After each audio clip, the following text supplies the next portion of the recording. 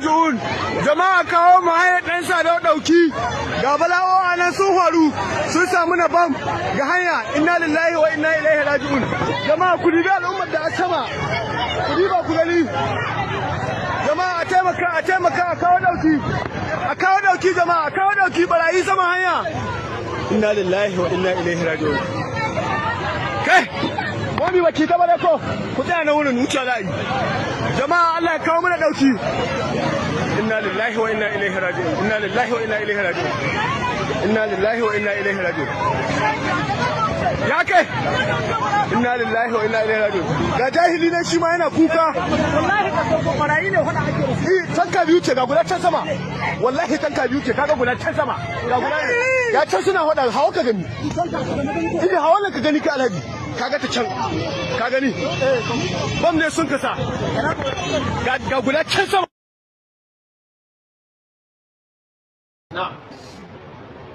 ƙarya masu cewa Amurka ta jeho bom ya tsallake ƙasashe wajen 10 ya fada a ƙauyen Tambuwal a iya fahimta ta ƙarya suke yi ban ga jami'in gwamnati da ya zo wajen bayani akan wannan ba sai bayanin cewa wai kada da me ake cewa da Hausa to kaji sai ana ce wai gwamnatin kasar Najeriya wata ce ita ma ta san za a zo suna son su hada mu rigima ne da shugabanninmu to albarka wallahi mun yarda da shugabanninmu na muslim mun yarda da majalisar dattijan Najeriya mun yarda da majalisar dokokin Najeriya mun yarda da majalisar jihohin Najeriya akan gaskiya dai waɗannan ka haɗa ƙarshen magana akan gaskiya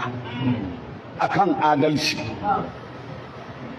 to idan ku akan gaskiya ne da adalci ya ƴan uwana talakawa akwai ran da majalisar dattijai ta Najeriya ta ce mana ta rattaba hannu da Amurka akan Amurka za ta zo ta taya ta yaƙi da insas ni ban ji ba kuma ba ku ji ba muna da haƙin majalisa ta gaya mana ko ba mu da shi akwai ranar da majalisar dokokin Najeriya ta sada in the world domestically the cheapest and I'll prove it to you now. Let's go. Can we do it? Yes, go ahead. Okay, I will go to are you talking about this season or generally? Not this season, generally even this season Nigerians are paying the cheapest. For instance, go and Google Delta Air. Now, as we sit down here, Google Delta Air. Do Atlanta to Charleston. Atlanta to Charleston is about less than 50 minutes flight. Yes. So it's like going to Owerri or thereabouts. Yes. Today, is selling, in 2 weeks' time, say Google 5th of January. So that will give some time.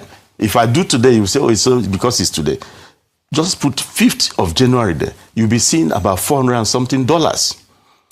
But we can't use America alone for comparison. No, I'm coming. If we use Europe, for example. No, I'm coming. You know that there are options in Europe. No, I'm coming to that. Very cheap flights. No. You know, your, what do they call them? No, I'm coming. I'm coming. Blue, exactly. Spirit, and all those. No. See, aviation is the same aviation worldwide. We buy our spares from the same market. You buy your aircraft from the same market. In fact, they're even a better state than us. What of the financing? They borrow money at 2%. Nigerian Airlines borrow at 35%. The next shop, they could get their spare parts from the next, or engines from the next shop. In fact, the same airport where they operate from, the MRO might be there. For the Nigerian airline to do any maintenance that requires base maintenance, you have to ferry your aircraft, spending about $400,000, just ferry alone. If you want to buy your engine, you can pay as much as $1.5 million to bring back your engine. He doesn't pay maybe more than $10,000 to move the engine from one point to the other. And when you talk about Okay, so when you talk about not Europe or whatever, you cannot compare. It's the same aviation, the same amount of money, the same dollar. Nothing is produced in Nigeria. So 1 hour flight costs over $400 out there. Now, when you go to... What did you get? That's what I was trying to tell. Yeah. Say, You for a get main cabin, it's 459. You see? Delta Comfort, 549. Business class, 609. Now, One way trip. round trip. I did a round trip. The lady called Doris Ogala. Listen, we're not joining issues. Mistakes have been made in the past. And I tender apology to everybody. But everything that was said is not true. Everything, take note, everything that was said, never true. There are so many lies in most of the things that were said. But how be it, I say, I am sorry to everyone I've offended. To the Doris Ogala, I also say sorry, and I apologize to everyone that I've offended.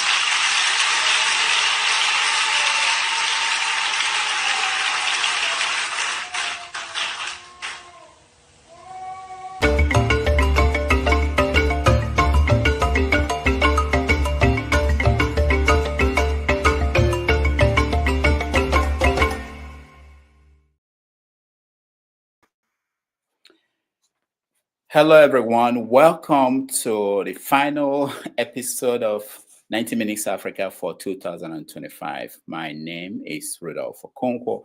Thank you for being with us. We are glad that we all made it to this point in the year. We thank all of you for being a viewer, a participant, someone who comes to the comment section to be part of this conversation. We appreciate all of you. Again, my name is Rudolph Okonkwo, and welcome to the final edition of 90 Minutes Africa for 2025.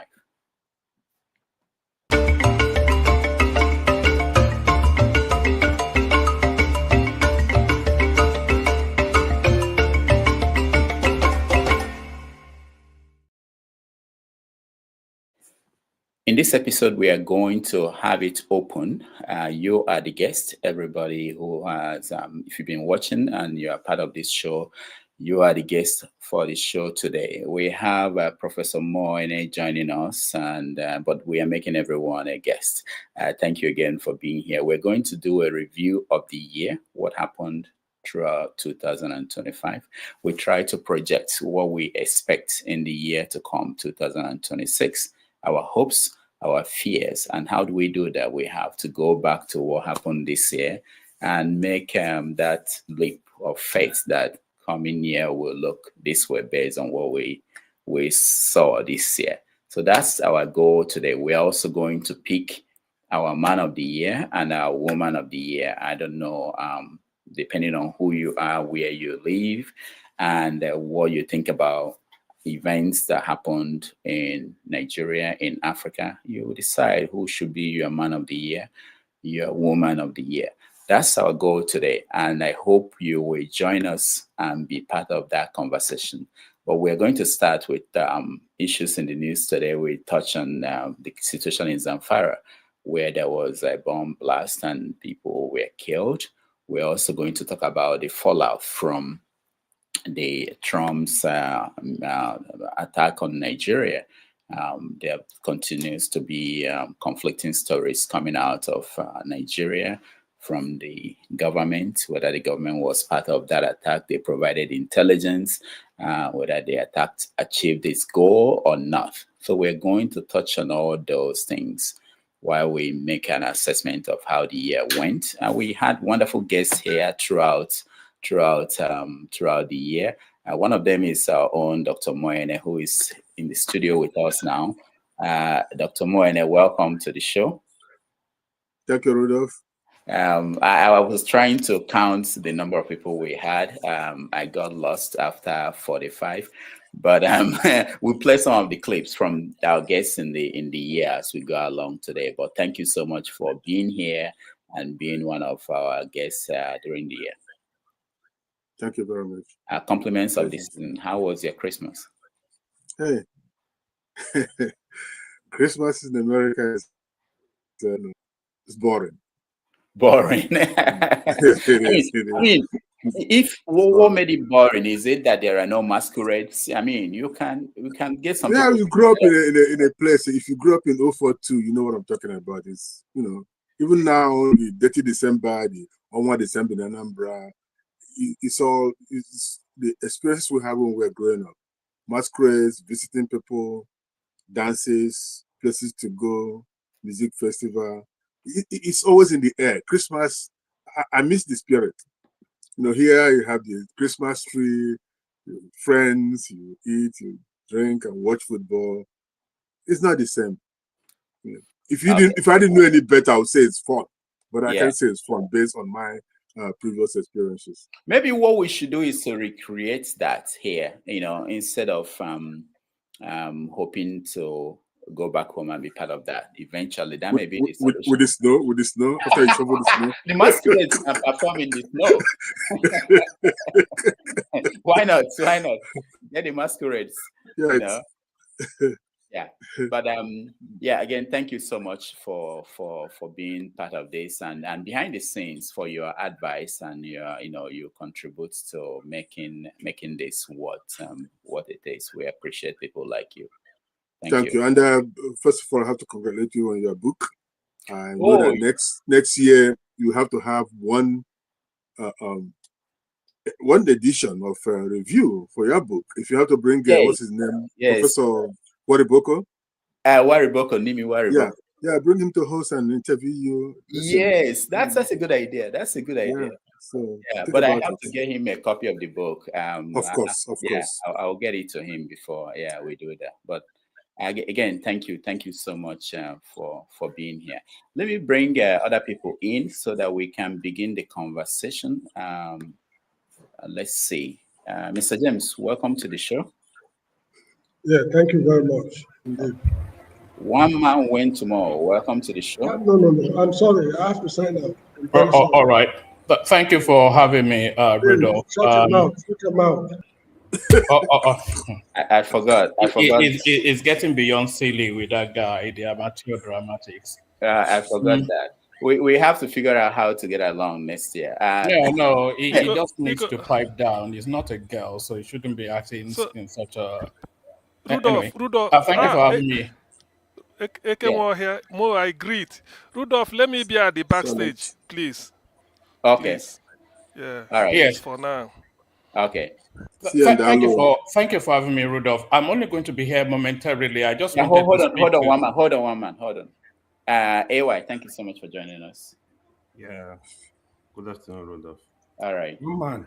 So one of the things we have to accomplish next year as we continue, because we have to evolve, and I've been thinking about how to make sure that this program evolves and we can maintain it. What we're trying to do, and let me say that as editorial at the beginning, what we're trying to do here is not very easy.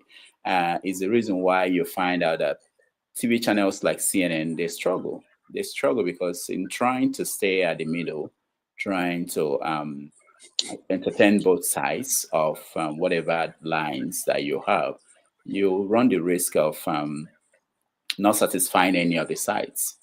In today's world, you're not at the middle. No. One man. Hold on. I'm talking. One man. I'm talking. When I finish, I'll let you talk.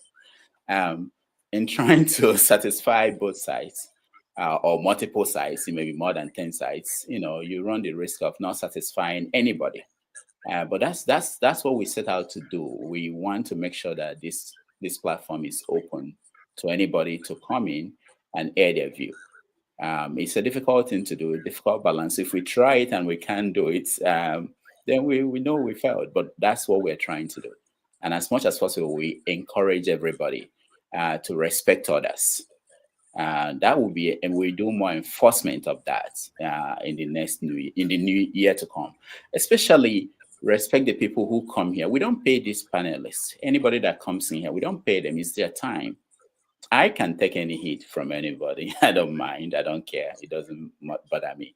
But I know there are some people who it bothers. So maybe this is my end of year comment. That's our goal for next year, making sure that people can safely come here and have conversation with everybody. and it requires all of us to give something, choose our words. All right. Again, thank you. AY, did I talk to you? Did I say hello to you? Yes. Okay. Only you did send me Christmas. Yeah, it's coming. Check your mailbox. 1 month, on Monday. Check your mailbox. Mr. Mo, good afternoon, sir. Good afternoon, my brother. You're welcome. Merry Christmas. Same to you. All right. So again, compliments of the season to all of you, everybody who is here, and let's start. All right. So I want us to start with the situation today, which is we are hearing these stories from Zamfara. Initially, it was reported that it was people going home with a bomb explosion and stuff like that. What do we know more? Do you know anything more on what's going on in Zamfara?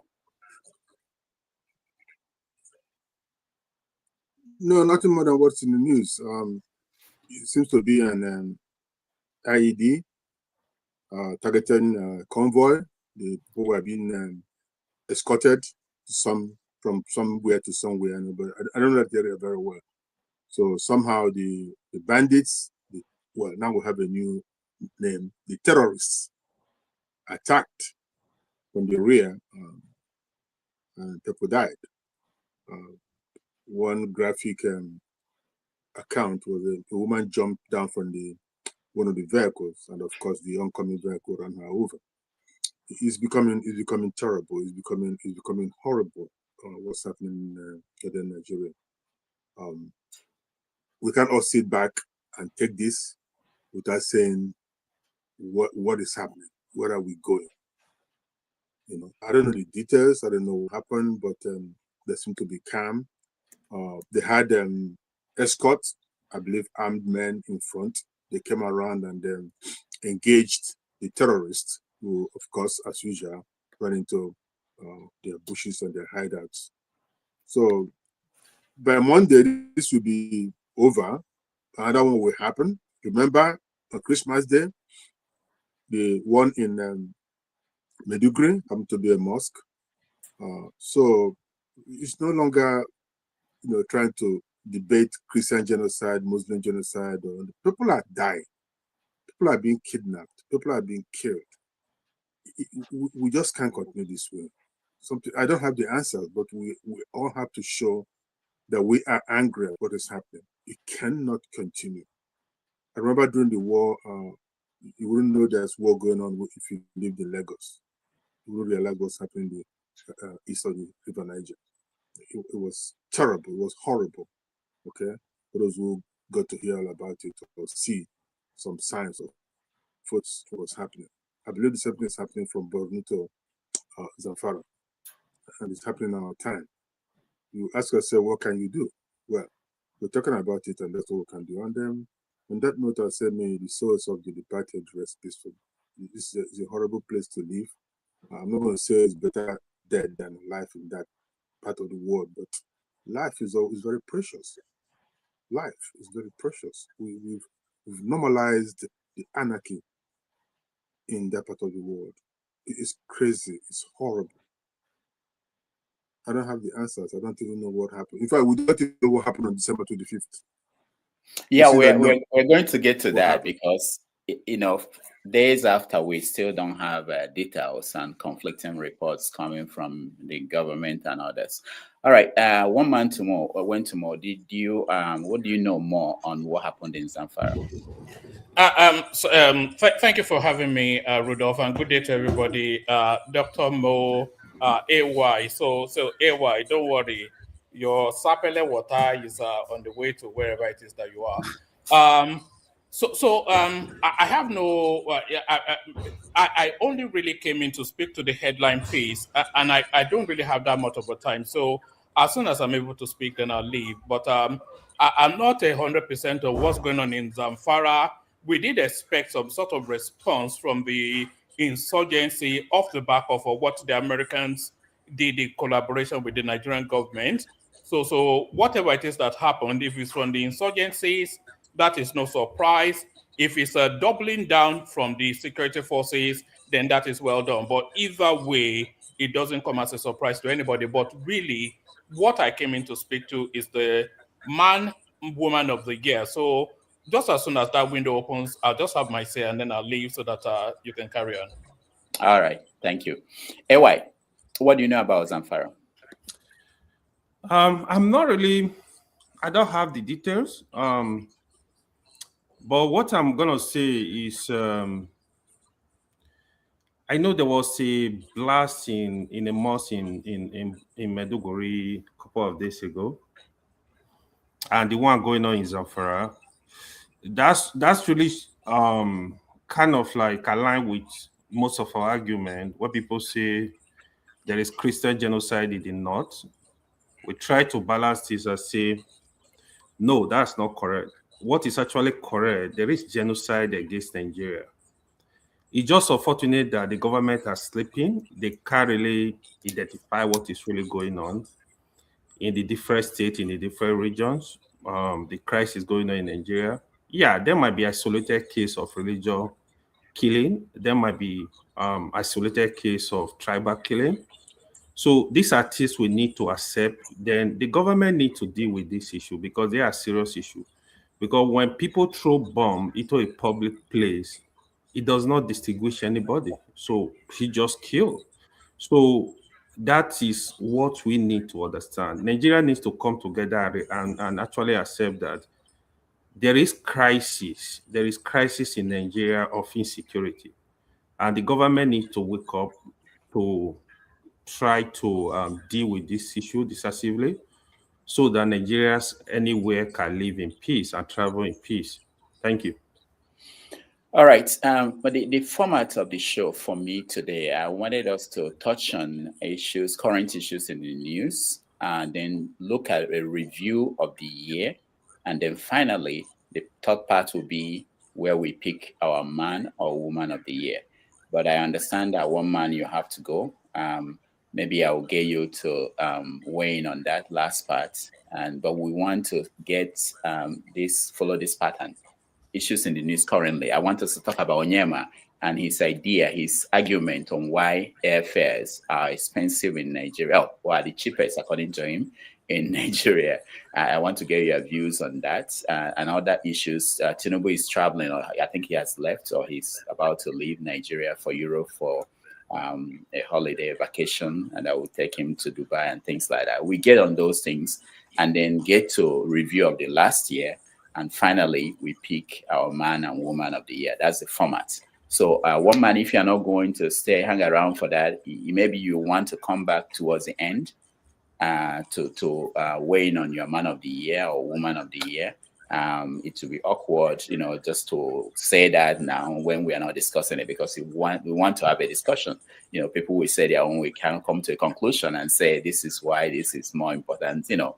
Otherwise, it will be awkward to just drop it and go. Because so that's the format I have in mind for today's show. So let's move to the Americans and the missile. All right, Rudolph, let me build. I only came in for that single item something. Okay. And I don't think we need a preamble, by the way. We all live to the year, so we don't need a preamble to land on it. But let me build, since you've set the format. I'll be listening. Thank you. All right. Thank you, woman. All right. So Mo, let me talk about help me talk about the American. What do we know about the bombing, the one that happened in Singapore? So the way they framed it is different government officials. They came out and said, "Oh, we gave them the intelligence. We work with them. They, all those things." But do we agree to any of those ideas that they are throwing out? That's what happened. Well, you can't manufacture your facts. You have to work with what you are told. Our president, you know how he talks, so we keep that apart, okay? But he may be telling the truth. But as the commander-in-chief, he gave the wedding. They've had some, they've had some flybys and watch how the shows, and they had the capability, they have the intelligence, they have everything, and they executed. So if Nigeria helped them, I'm just wondering how. But that's not the issue. The issue is Nigerian government knew that this was going to happen. I'll be surprised if the American intelligence gave them everything. and I'll tell you why. If you remember the Chibok girls rescue planned by Americans, according to sources, the plan was leaked, and before they could execute, these terrorists had masks on because they're going to use some form of gas to numb everybody and then come rescue the girls. So I'll be surprised that the American intelligence trusted Nigerian government so well that gave them the coordinates and everything. Well, again, even if you give them the coordinates, what are they going to do with it? So we don't know what happened. We only saw the explosion from, I believe, is a frigate that fired from somewhere in the Gulf. We don't even know the situation. This frigate is based in Spain, so it must have sailed down the Gulf of Guinea or to Ghana or to Accra. Nobody knows. So this is surprising. I think we are seeing a kind of decrease in the activity of journalists. I mean, if you were in Syria, somebody would be there, see what's happening, or even Iran or Iraq.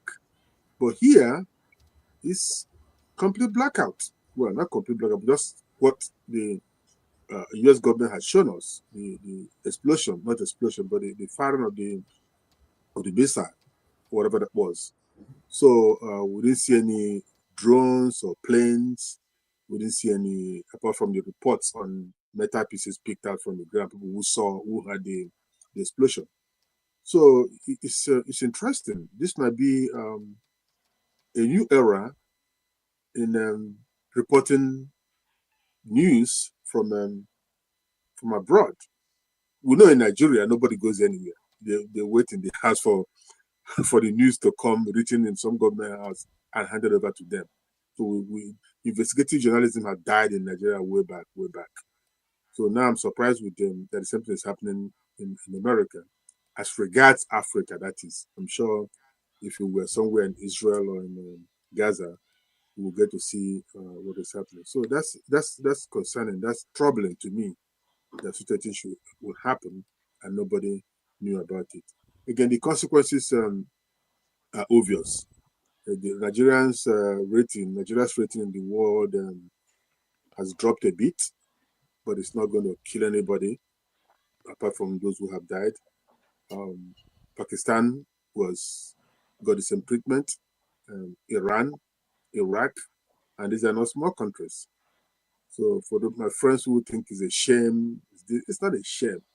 Whatever anybody can do to stop what is going on in northern Nigeria, and there's some other parts of Nigeria, by the way, it should be done. Something we just can't sit down and allow this thing to fester. And before you know it, these guys will show up in Abuja if they have not. In Sikwara, they're there, in Kogi, even in Benue. So it's sad. So I want more. I need to. It's not just me. People have been calling me and asking me, and I'm like, I don't know. I was in my house. I didn't go anywhere. So we all have to search the net and tune into different stations. Not even CNN, not MSNBC, this BBC. They just announced the same thing that we know. That's what they're saying over and over again. So if anybody here has anything more to add, I'm listening. Do you know why Sokoto? That's another story. I don't know why. They said Zamfara. Then later we heard that it was also in Sokoto. And what's it name? So local government, Tambuwa local government, because I know the guy, the former speaker, is from there. So I don't know why Sokoto. Some people have alleged that Trump, Trump, he has to go to the seat of the caliphate to show them that he's serious about this Christian genocide. I don't think so. I believe they have credible intelligence. Some say that they were gathering in some local government in Sokoto and were planning to launch an attack on somewhere south of the border of Sokoto. I don't know that it's true. I don't know why Trump chose the Christmas day. I don't know. they're open to interpretation, to insinuations, to how do you call it? Beer parlor analysis. But I don't think we should go there. It doesn't make sense at all to say all that. But why Sokoto? That's a good question. All right. Thank you, Mo. AY, questions. Do you believe that the Nigerian government was informed or they coordinated with the Americans? And do you believe their story that, and why Sokoto? Yeah. It's just unfortunate that the citizen cannot actually trust the government. That's where we are in Nigeria. I have my doubts if they were really aware of this operation. Probably if they were aware, they don't have the full information. Probably more like FYI. At some point, we're gonna do this. But I also have a big doubt the interests of America in Nigeria, especially President Trump. If President Trump, because even he makes a lot of blunder. Here is my criticism. The first mistake was giving terrorists threatening Nigeria a month ahead before the operation. If he was really genuine, he really wanted to help Nigeria to clear up the forest, clear up the terrorists. Why was it not a secret operation? Secret operation in the sense that you work with the Nigerian military, at least the top military men, working with them and, okay, this is our challenge. This is where these people are located, able to do surveillance.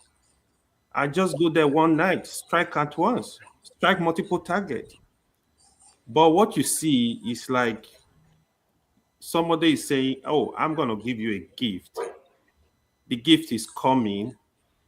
Or somebody is saying, oh, I'm coming to your house to kill you. You are sleeping, waiting for the person. These people are not dumb. With all the talk that has been going on, I would have thought the bandits and the terrorists, I'm pretty sure they must have infiltrated the communities. Some of them must have moved out from their hideout. So these are things we need to really question. The other thing is, even Netanyahu, that is killing Christians in Palestine, he allowed them to do Christmas, bomb churches, bomb mosques in Palestine. He is also coming to Nigeria now, talking about Christian genocide. You that sponsor the killing of over 20,000 children.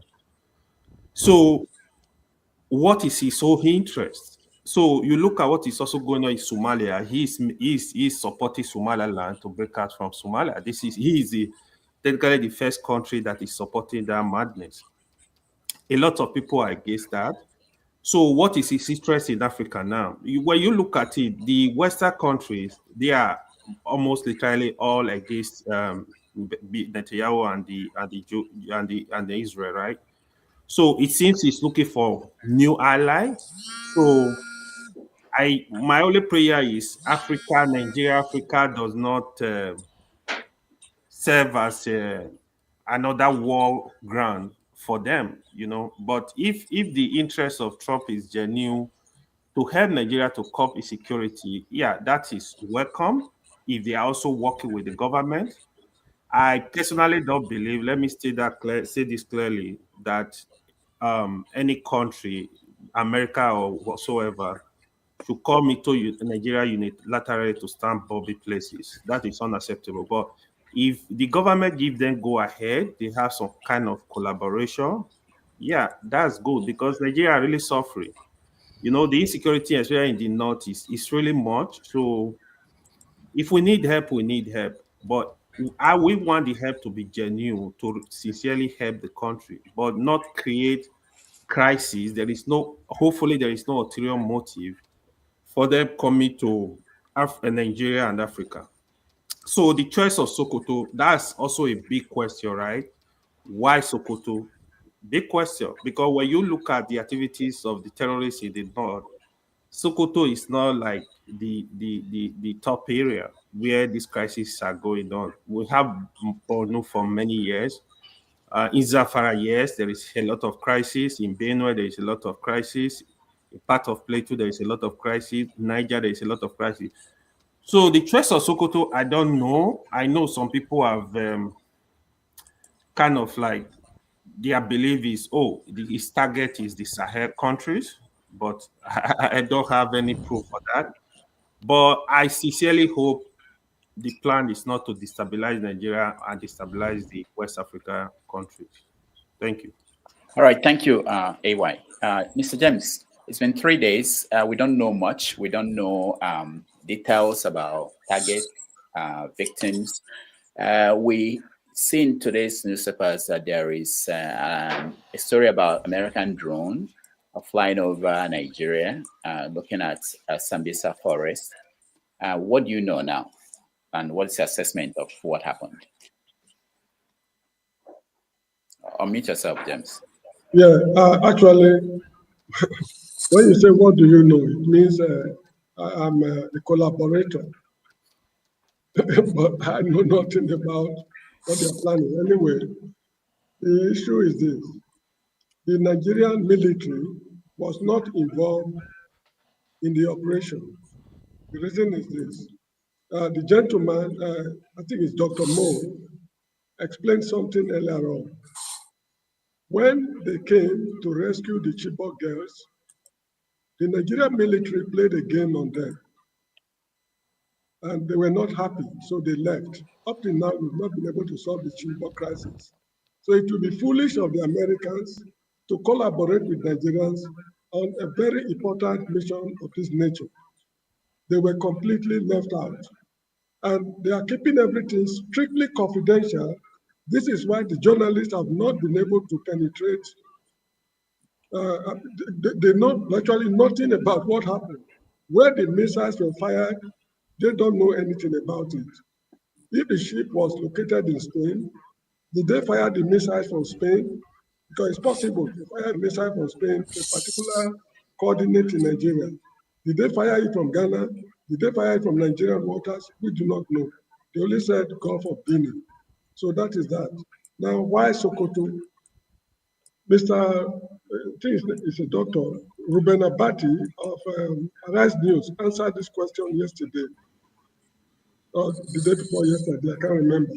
Now, this is his explanation. Let me express it in my own words. Assuming Al-Qaeda boys are disturbing, let's say, Borno State, what's it called? Their operational headquarters could be in Mogadishu, in Somalia. That is where they work out the modalities. Then the field work is carried out in Borno State. If you want to tackle the problem in Borno State, you need to go to Mogadishu, not Borno State. You need to scatter them there. Then their what we call foot soldiers will be in disarray in Borno State. Probably that is the strategy the Americans use. It is true that Sambisa Forest is the epicenter for terrorist activities in Nigeria. But Sokoto State is also not a free zone. If you look at the photograph we saw yesterday, one of the buildings they bombed had no occupant. It was just an empty, it was an empty building. Nobody died. Nobody has come up to say, I own this house. Why did they bomb my house? Nobody was injured. Now, I want to believe, although without empirical proof, I want to believe that that very building could be their operational headquarters, which the American satellites must have picked up long ago. So they start the operation from there. That is why they started from Sokoto. And Sokoto State is not a clean state. Lakurawa terrorist movement is based in Sokoto State. So what is wrong if they start from Sokoto State? You get the point I'm making. So this is another way of looking at this problem. And there's still one little disturbing aspect of it. Some boys or some people in one of the states, I can't remember, Sokoto or so, They found a device that has not exploded, something like a missile that did not explode. So they had to dig it down and pull it out with a camel, according to them, before the security forces advised them not to try such a thing next time. From what I can see, the missiles they fired, some of them penetrated the ground, infiltrated the ground, and they are lying dormant, just like mines. They laid mines in sensitive areas, so that maybe in future, or they must have identified those areas as where these boys congregate, where the terrorists congregate, so that in future, if their satellites will pick them up, I'm sorry, I need not discuss these things online. It's better I discuss it with you privately, because I remember Sunday at Davidson, one of our Inspector General of Police, when he was discussing the problem of armed robbery, they asked him a question, that what tactics do you use to identify the armed robbers and drug traffickers? He said, we cannot discuss these matters in public because it will make them wiser. So I cannot discuss these matters in public, I'm sorry. I can discuss it with you privately later on. However, a new day has dawned in Nigeria. A new day has dawned. We should get ready for a very rough time. What I would call an unmitigated disaster is smoldering. An unmitigated disaster is smoldering because the Nigerian government is involved with the Americans, that's the Western world. They're involved with the Russians. They're involved with the Turkish people, and they're involved with the Chinese. So these four superpowers having interest in Nigeria, I do not know if we have the right intellectual capability to maneuver our ways in these very rough waters we deliberately immersed ourselves. So that is my comment for now. Thank you very much. All right, thank you. Mo, you can always weigh in if there is something that any of our participants said that triggered an idea or a response from you. So just to mention that. Sure, I'm learning. Okay. Femi, welcome. Yeah. Good morning, everybody. Good morning, especially to you, Mr. Rudolph, Dr. Rudolph, and I don't know if our elder Mo is a doctor or professor, but all join. Mo is a doctor. The last time I checked, I'm still a mister. Mo is a doctor. We'll make you an emeritus regius. Mo is a real doctor. Yeah, Femi, go ahead. What do you make of what has been going on with the Americans and the Nigerian government in particular? Because we don't know what the thinking behind what Trump's people did, but what the Nigerian government, their reaction, their press statements, including claiming that they provided intelligence to the Americans. Yeah. So first of all, Doctor, I want to align with your model of trying to make us think within, outside, under, and above the box, around the box, when trying to analyze things, starting from a world position, from I would say from the top to the bottom. And in a lot of cases, what you aim to do, in my opinion, is critical thinking of sorts, which you definitely teach in schools here in America, to try to see comparisons between or how the things that happen within our own hamlets and what have you, at home, wherever we are, whether in Nigeria or other parts of Africa, and try to connect it with events that take place in the world. And that's how I've modeled my own thought processes for the last couple of years. Once I realized how, in Fela's words, teachers have taught us nonsense in the past. Because I continuously say, it's my opinion that we, the humans that make up this earth, especially in 2026, yes, I said so, are the actual principalities and powers. I say this to say that it's impossible not to connect what is happening amongst what is considered as the multipolar world. It's impossible to divulge it from what's happening in other parts of the world, whether within the world powers or between the world powers and what you may consider almost near non-entities, which, as far as I'm concerned, is what the likes of Nigeria is today.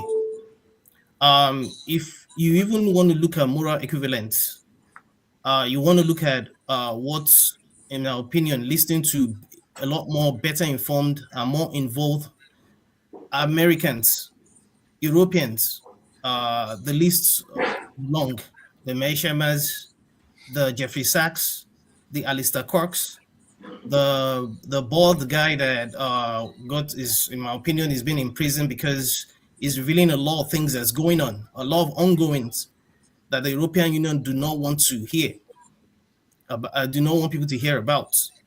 And if one continuously questions a lot of motives, there could be again. I was listening to this medical doctor yesterday. He said something that I always like to introspect myself, that while we may have our biases, we may have our sentiments, there's a lot that goes on that goes beyond what Dr. Mo has rightfully described as what could be our beer parlor analysis.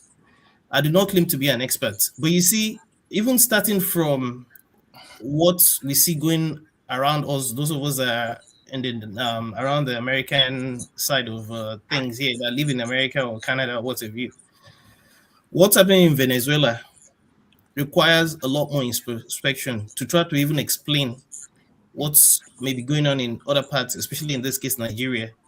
Because even if you go as far back as when ISIS became what it became, if you go even prior to then, a lot of events happened that led to the creation of what's it called, the forebearer of ISIS, the one that gave rise to Osama. Al-Qaeda. I'm sorry? Al-Qaeda. Right. A lot of regimes that exist even in Africa today, and even I think it was on when Dr. Forefathers was anchoring a couple of days ago. I quickly drew attention to the fact that I remember very well at the time when proper social studies and maybe to an extent history was still being taught. At least I caught a wind of it, of how DR Congo has never had a day of peace. And there's a reason for it.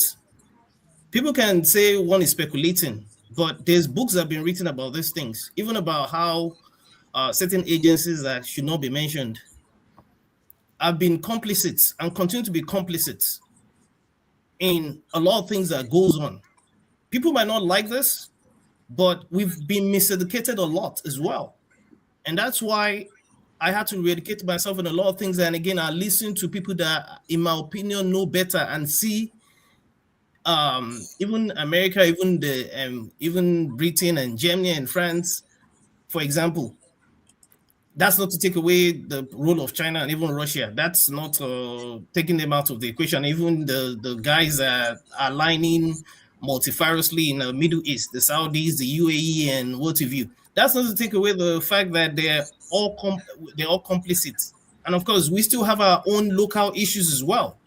After all, we did not bring ourselves together. All right.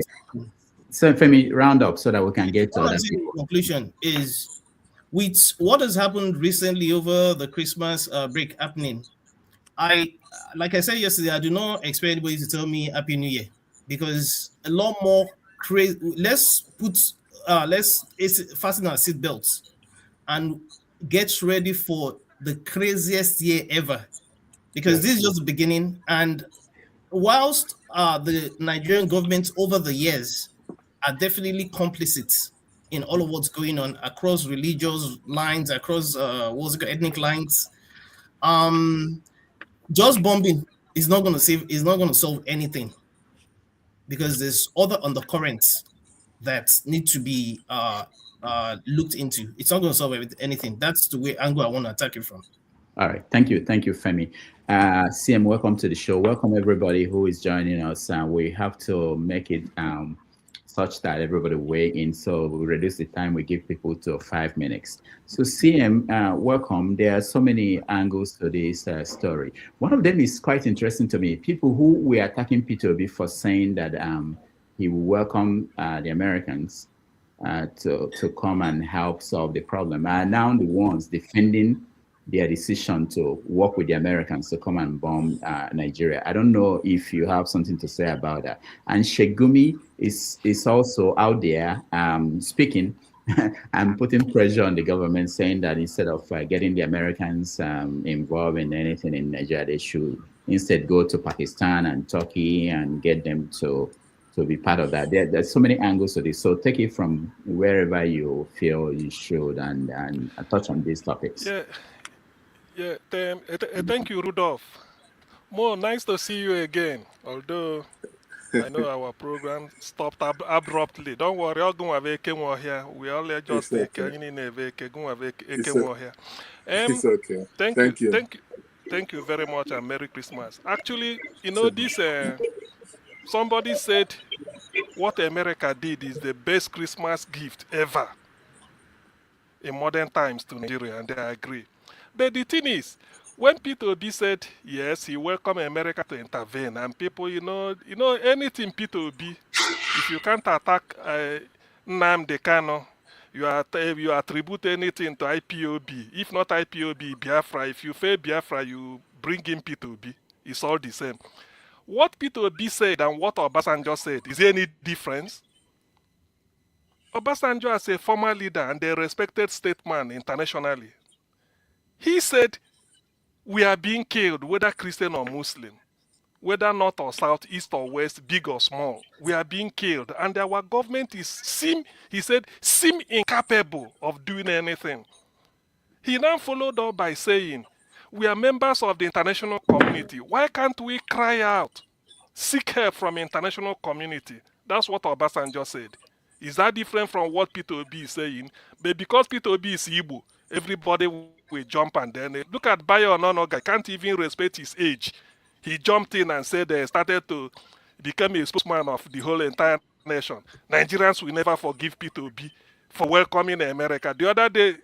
Last week, somebody called Jide came here to come and twist facts.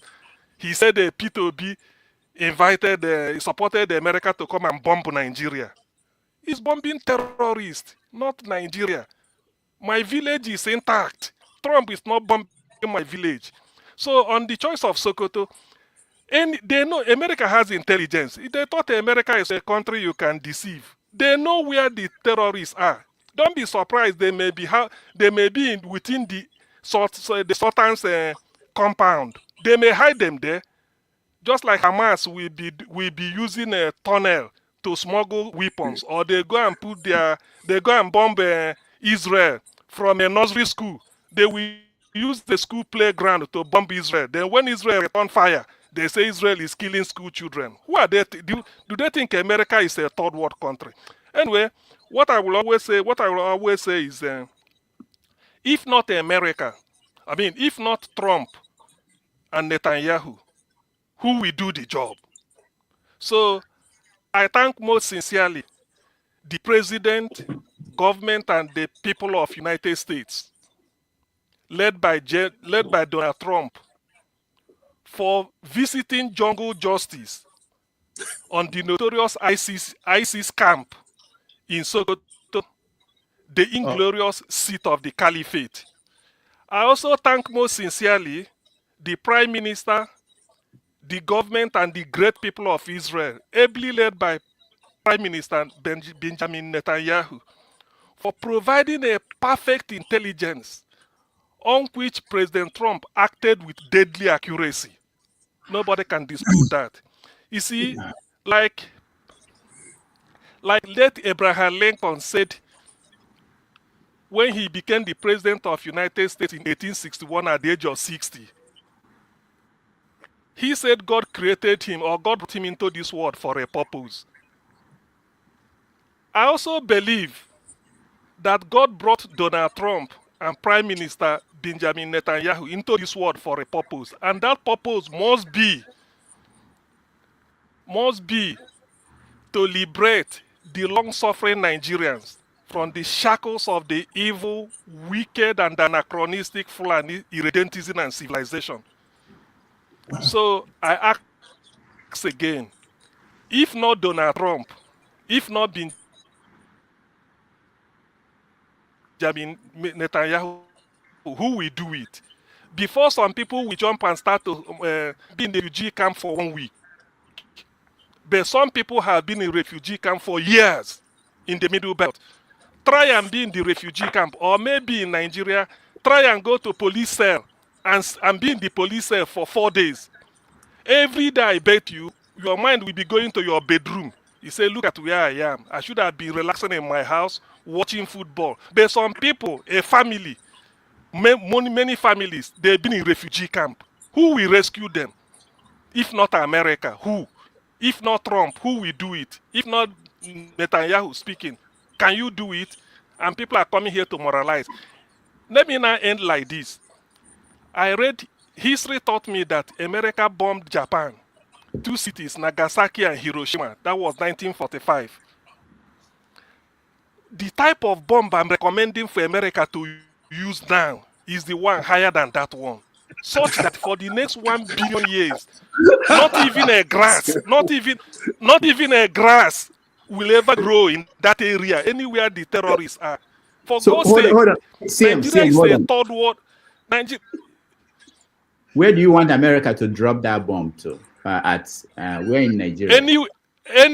Anywhere this ISIS. Do you know that there are more than 10 terror groups operating in Nigeria?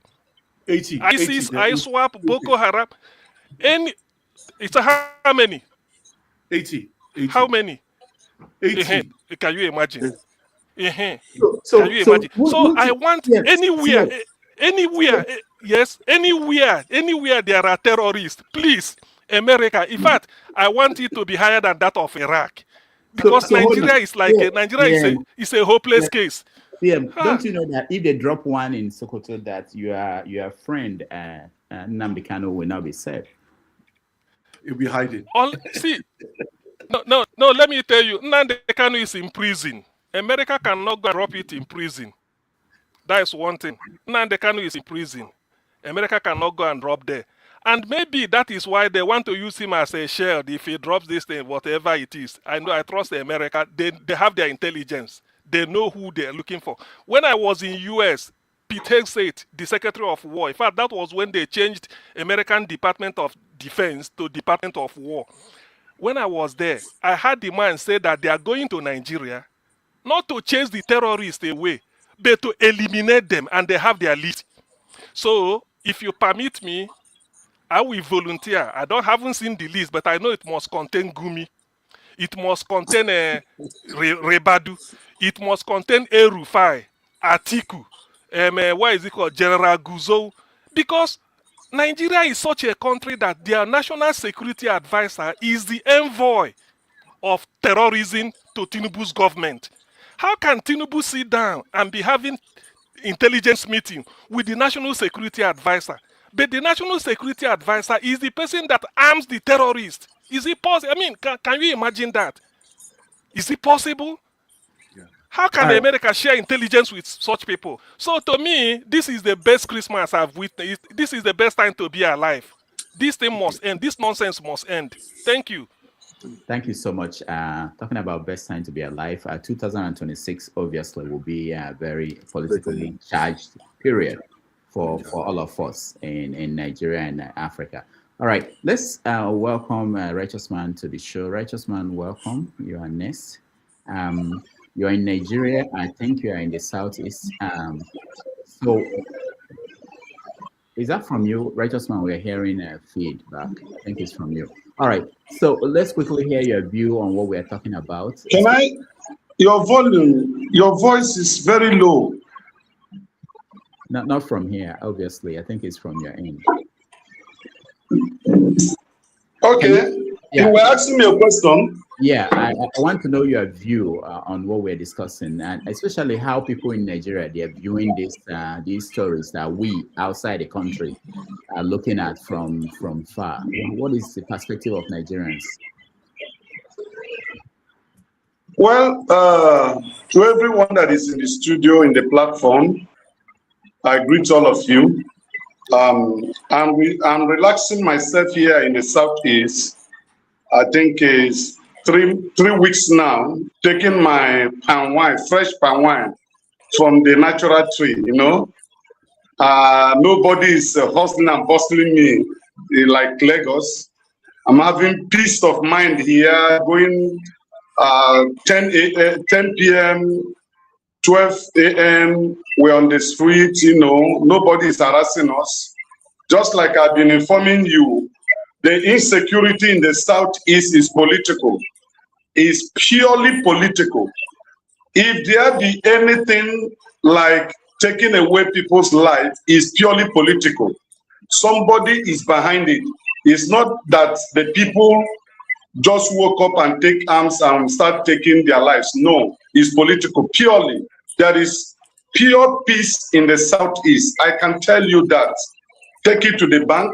I've gone to Abia State, Enugu, Ebonyi, Imo, and Anambra State. There was no cause for alarm. I've been to Delta, I've been to Port Harcourt, which is River State. There are no crisis, nothing. Everywhere is peaceful. The only thing you meet on the road is those on uniform that are collecting money from people. That's the only thing you see. But I think the people of the Southeast and South-South are living peacefully and doing their normal businesses, you know. So, but one thing that is surprising is the level of cultism that is existing in the Southeast. In few years to come, if this issue is not brought to the front burner to be discussed, it is going to cause a very grievous thing in the Southeast. Almost 75 to 80% of the youths in the Southeast belong to one secret cult or the other. I am telling you, by my findings, interaction, meeting with people, the level of involvement in cultism is going to explode in few years to come if it's not arrested now. And then I am very, very, will I say, let me make a choice of words in expressing the bombing in Sokoto. Personally, me, I've been waiting to see a pictorial evidence where that bomb took place, and then the so-called terrorists or the targeted terrorists eliminated. As of today, I've been checking the media space. I've not been able to see any pictorial evidence that shows that those striking really got to the targeted people. The only picture I have seen or footage was where the local people were dragging the unexploded or exploded, but I don't know. These people that Iron condemned, they were dragging to maybe to pieces it and sell. That is the only pictorial evidence. And when the American warship released the Tomahawk bomb, but where it landed and the people it got, there is no pictorial evidence as of today that I have come across, you know.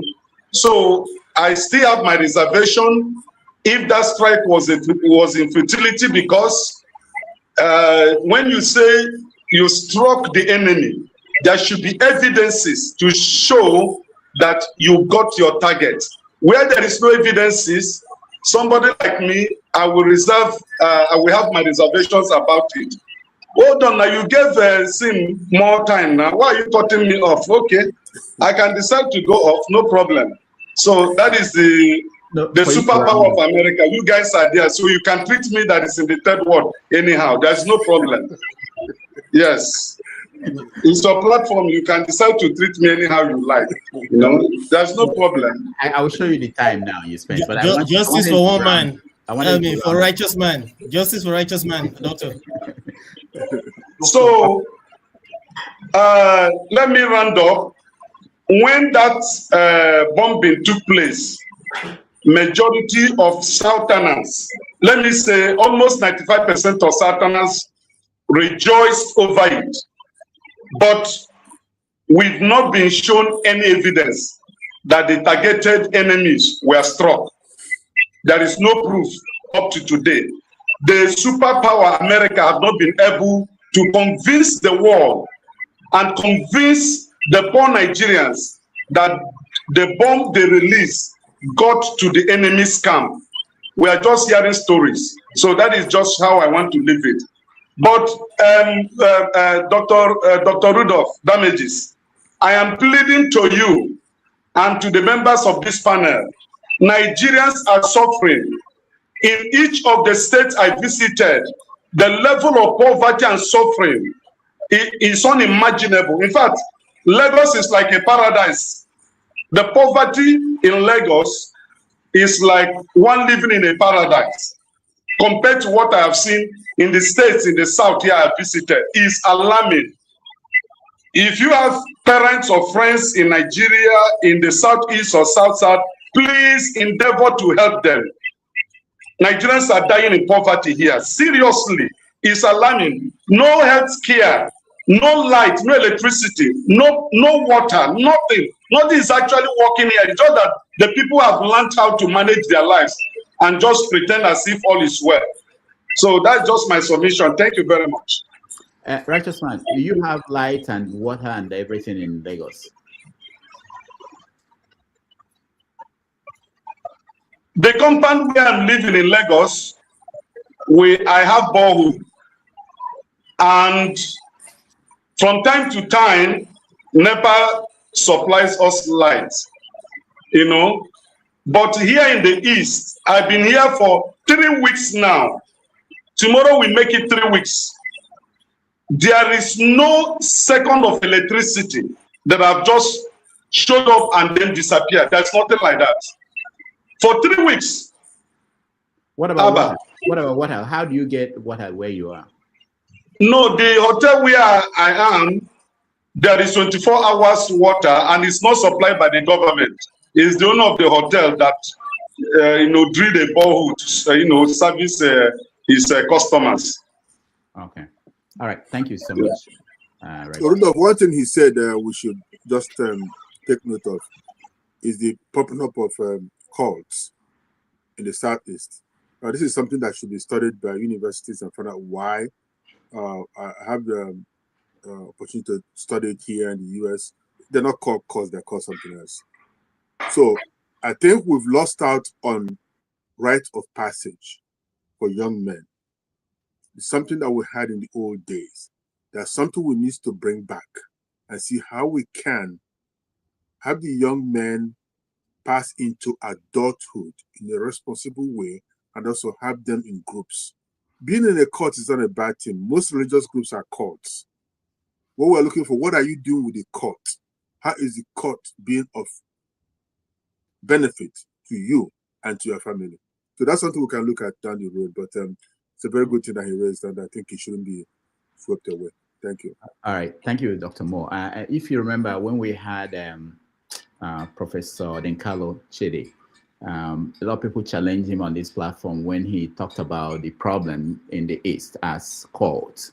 Talking about all these cults that came out of universities, and now in every village and town, they have those people in those cults. So he talked about that. I think that may be what Righteous Man is touching on. All right, let's continue. Welcome, Gidi. Gidi, welcome to the show. Yeah, good morning. I'm in France. Good evening. I'm Dr. Rudolph. Yeah. Yes, and good morning all, Mr. Mo. First of all, rite of passage is getting a job, and there are no jobs. So basically, young people are coming out. If you're in a Cotton University, you come out, what are you going to do? So that is the real issue. The reason why I'm here is more or less it also relates to the work I do. I listened to CM and said, we don't have the technology, we don't have any information. So the help from America is something that we're looking forward to, that is helping the country. But we do have the technology. We have something called Falcon Eye that they used, that was implemented in 2022. And the reason why I know about that technology is because I'm doing something else in another country. And it surveils the maritime environment using remote sensors, satellites, AIS, that's transponders, across the ocean within Nigeria. And you don't have any piracy there. And if you want to look at it, it actually was built by an Israeli company. It's based in Abuja. And I will give you the website details so you can check it out. And we're copying that in another country that's very advanced. So Nigeria has the technology. they actually have the technology, because you don't have any piracy again in the coast, in what we call the Nigerian exclusive zone. So they have the technology, but the issue here is why they're not using it. And nobody in Nigeria, we don't ask those questions. That's the first thing. Second of all, what is next? When I look at an issue, I ask, what is the end goal? What happens after? People need to look at that first. We're looking at what's going on in Somaliland, where they've created a new country there, Somaliland, and we know that will have an impact on Africa. We look at what's happening in Venezuela. So what happens after? Nigeria needs to start asking that question. Why have we got to this stage? And what happens next? It's gone for 15 years since 2009. We now have terrorists that are embedded. We know it's political. We also know that's the reason why Malami has been locked up, is that Nigerian politicians, especially in the North, use insecurity as a way of weakening the government in power. We saw it under Goodluck Jonathan. Tinubu was part of it. We're now seeing it against him. So I think what are going to be the consequences? 2026 is going to be very difficult for Nigeria. The Americans are not going to do anything. At the end of the day, Nigeria is going to be in a very difficult situation. We're going to the election. You're going to have a lot of insecurity, and then you're on your own to solve that problem out. So first, you've got the technology. You're not using it. It's called Falcon Eye. Go and check it out. Falcon Eye, Nigeria. You see it. It's there. It works. Other countries are copying. I'm talking about other countries. I'm talking about United Kingdom. They copy it. They're using that. And you have a situation where after this event, and I support looking for help, but why didn't the American embed themselves within the Nigerian army and supply them with the resources to solve this problem? Why does it have to be them doing it? The reason being is that they're trying to impose themselves on the country. Nigeria is now at a crossroad. I don't think it will survive this, honestly, because we're going to an election where a lot of people are poor, the country's broke,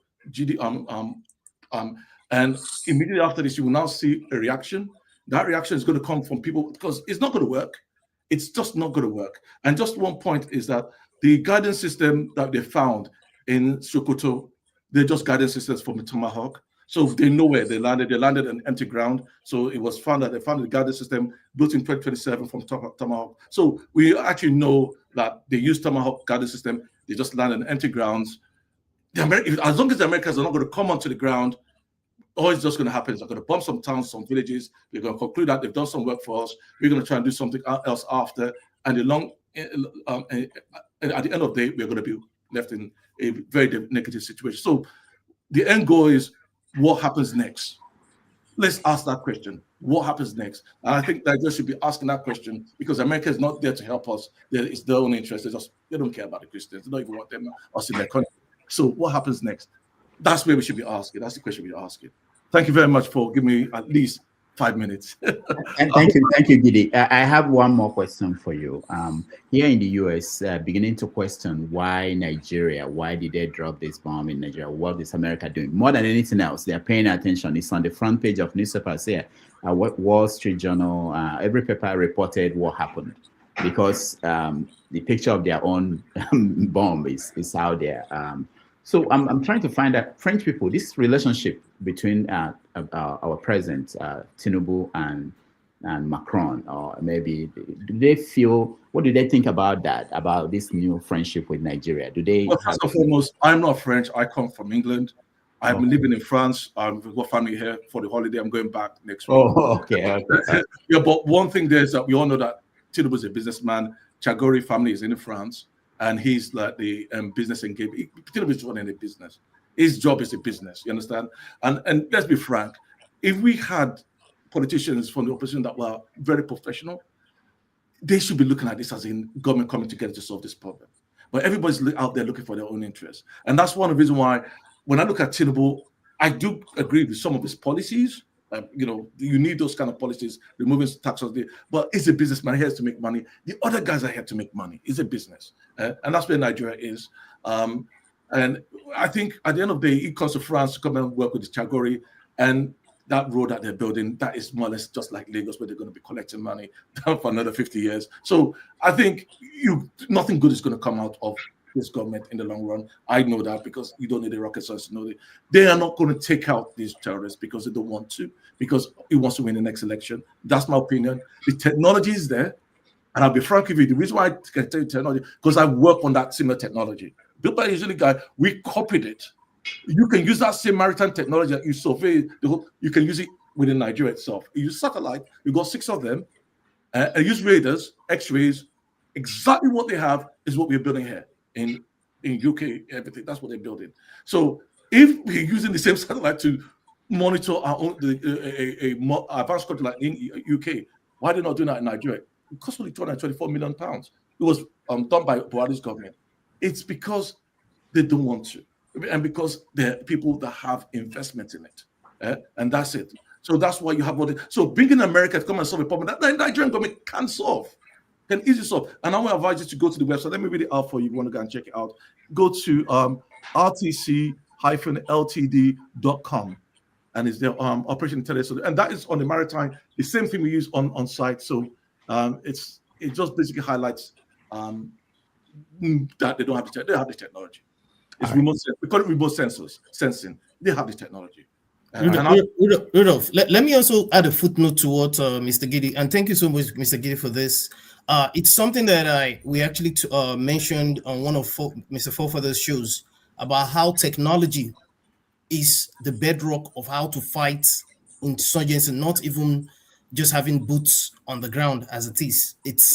There's a lot of other technologies in addition to the one Mr. Giddy mentioned, but we're just not a serious nation. Again, America is not going to help. Each of those missiles cost a lot of money. Yeah, but they will do and they don't have enough of it because they don't have enough of it. They're struggling. They're struggling. So we are on our own at the end of the day. So and it just tells you that why Nigeria is the way it is, because they keep on going looking for someone to solve problems that they know they can solve, but they don't want to. So it's just political from my point of view. And so, as I said before, I think Nigerians should be pushing that. Why are you not using what you use to protect your oil wells that are ships going out? And you can monitor them. Why are you not using that against the terrorists that you can actually sense them? It actually uses X-ray too to actually identify a body. They have that there. So I'm just flabbergasted when people say we don't have the technology when we know what they have. And then we know the triangulation and heat maps and stuff. Yeah. Heat maps, triangulation, but also satellites and what we call air transponders. You have them on ground in the country, so they have the technology. It's there. It's not rocket science. And I say this openly because I work on these things. I actually do this AI on top of it. I actually do it for Border Force in UK. So I'm just to be frank. So just to be clear that I know they have that, and we copied it from Nigeria and use it in United Kingdom. So if we're copying what Nigeria is using, and we're using it extensively in UK, and Nigeria says we can't discover, they don't know where they're going, because they don't want to. So nobody's going to fix the problem. America's not going to fix it. It's going to be worse because you're going to have a reaction. Those terrorists, once the Americans go, they will come back and carry out more damage. One of the good things that Tinubu has done is given the job to Christopher Musa. For me, that to me is one of the few things that I felt that he's done right, because you're giving somebody that has experienced terrorism in his family, and maybe he will be prepared to fight it. That is, because there's just so many rubbish in Tinubu's government. The kind of guys that put in security are just not up to it. They're not interested. They're politicians. But that is one of the few things he's done. I think he needs to replace that NSA man, because I feel that he's just another politician there. He's not up to the job. For the last 2 years, always telling us a different story. He needs to be replaced. I think that's where we need to be fighting for. And I think that's where, and the point you made about Peter Obi saying that, and Obasanjo saying that they welcome intervention. I welcome intervention. I do. I'm not a fool. I welcome intervention because you gain a lot of knowledge from other people. But I welcome intervention not the way it's going. I welcome intervention where they coming to work with the Nigerian government in Nigeria so that they can build knowledge and do it themselves. Or you can actually identify that they don't want to do the job in the first place, and you can call it out. That's the intervention I want, not somebody coming from outside and just bombing just to show that I've done something and I'm going to go away. Then what happens next? Please. Thank you very much. All right. Thank you, Gide. So the defense minister, Nigeria's own foreign affairs minister, said that the decision on whether American troops should be allowed into Nigeria to help will be determined by Nigeria's defense minister. Forefathers, welcome to the show. I'm sure you are enjoying these stories playing out in Nigeria. What is your take on the direction of things? Greetings, Dr. Damages. Thank you for having me. And special greetings to Professor Mo. Thank you for joining us today. Greetings to all the panelists, and including the Draculas and the Van Helsing. It's all right, and the chat, and to the viewers. I think I would like to touch on the point Gilly made about why did America have to step in. Well, from my estimation, from what I'm finding, they spend almost from 37 to 60 something million dollars on the attack that they just did. And if you translate that to recruiting and arming soldiers, you could get up to 16,000, depending on how you arm them, or 9,000, depending on how you arm them. And if you send them to that area, they'll probably sweep that area better than throwing bombs and landing fields and all the rest. So it shows you that there's something that's going on. And the question is, what is Tinubu trading us for? Now he's gone to Europe again. You know, when he was running for election, I complained. I kept saying, this guy that keeps going to France and everything, you guys think he's going to govern for you. He's not governing for you. And this is what our leaders do. They are not governing for the people. They are governing for outsiders. They are doing exactly what they want them to do. And if we think we are going to get away with it, whether you're happy or not, you are basically trading you like the way they are trading our people in slave trade. According to one Ghanaian, which is very interesting, I saw a video a Ghanaian made today. He said, well, the colonization period has not ended. That since we are still in Berlin, this is that Berlin conference, and he talked about how they are trying to break up this is Somaliland and all the rest of it. Nothing has changed. The whole equation still remains the same. And the way Nigerians are reacting, thinking that these people are coming to save, they are not there to save you. They're just there to figure out how to oppress you even more and use you against whatever enemy that they have out there. If they wanted to help you all this while that we have been friends for almost, how many years we've been friends with America? 60 years or so. If they wanted to help Nigeria, they will give Nigeria the money, make sure they recruit people and them to go and take care of that thing. America knows how to help you. If they want to help, they know how to help. They helped Japan build again. They helped South Korea build again. Taiwan, they help Israel all the time. If America wants to help you, they will help you. They are not there to help us.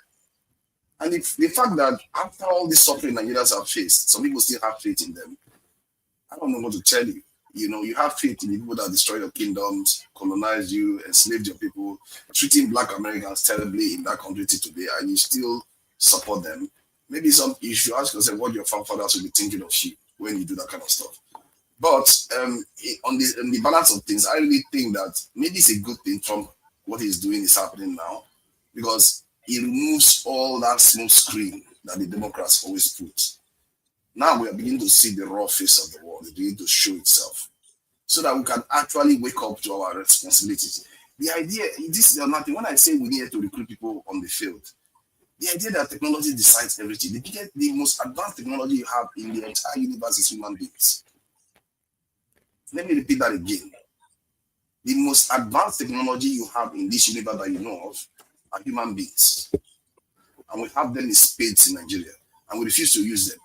If you think technology didn't matter, why did Israel bomb Gaza for straight 2 years with the most advanced technology, more than 6 times the explosive power of the Hiroshima nuclear weapon, and Hamas is still standing? But technology has its limits. Sooner or later, you need people to get in there. The territory Israel holds right now that Hamas cannot operate in is because their soldiers are standing right there. They put that yellow barrier and let Hamas come through now. Come in. Let's see how it's going to work out for you. Because human beings are more intelligent than technologies. Let's learn the real lessons of the world. Egypt used to have similar problem. Algeria used to have similar problem. Why did that Algeria have 2 to 3 times more soldiers than Nigeria does when they are just about 30 million people? How can they afford it? Man, the answer is right there. If you are serious, you're going to find it. Thank you very much.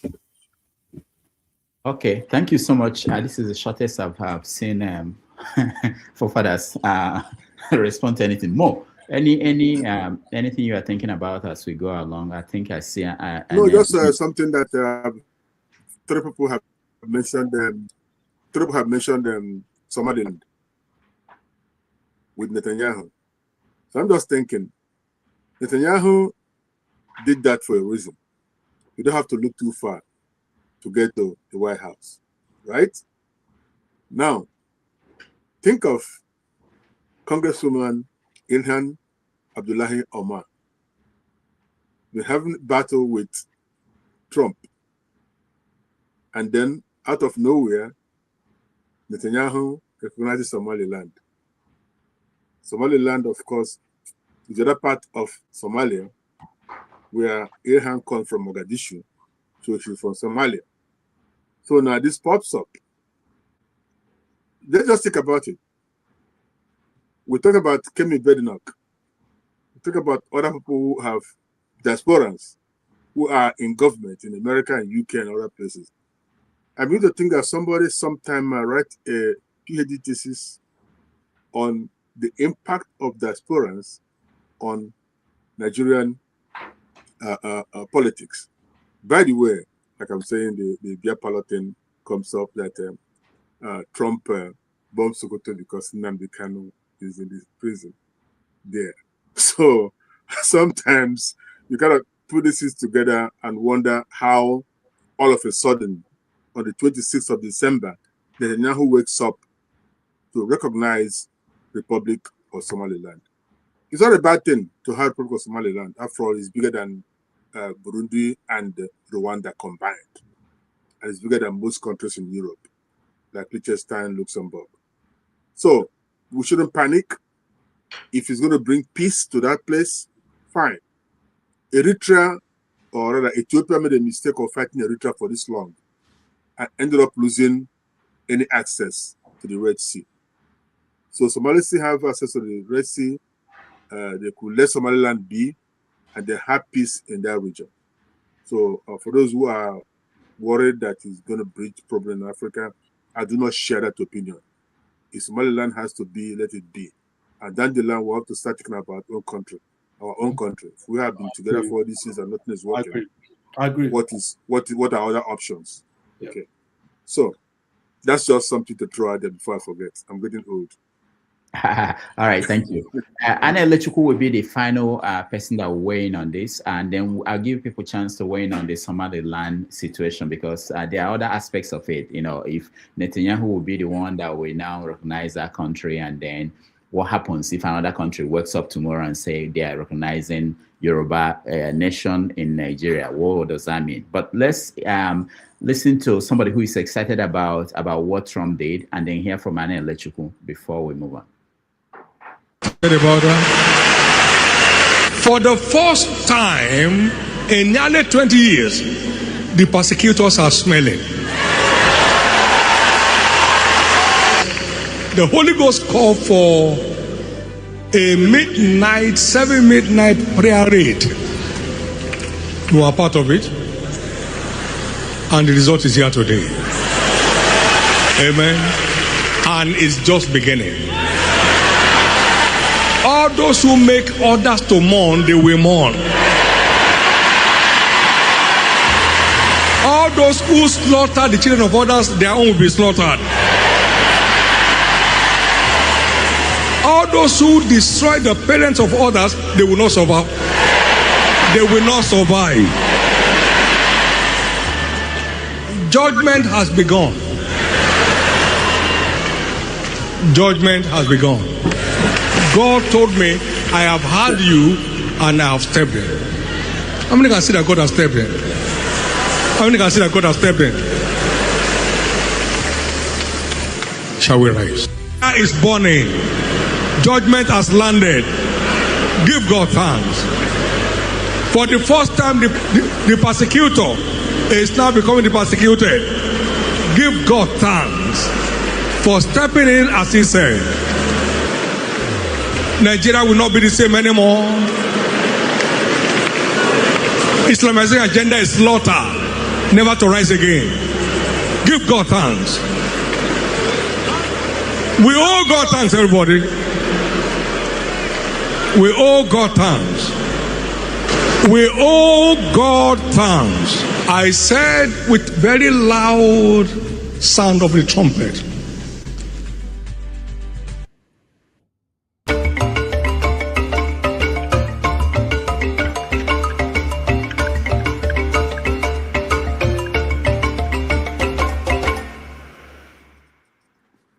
All right, welcome back, everybody. Thank you so much for being here. We are going to get the opinion of Anne Lechuku and the flagship, and then we move on to the next topic, which will be Somaliland. By the way, Rudolph, what else did God tell this preacher?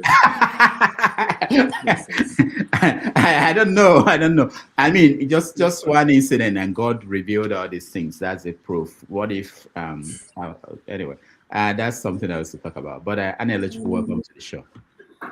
Hi. Good afternoon, everybody. Hi. Mo, I guess maybe he might be saying you might be the next president of Nigeria. Perhaps. You don't wish me well, man. Woman can die. And Soju will be your chief of staff because he's going to do a lot. All right. Thank you, everybody.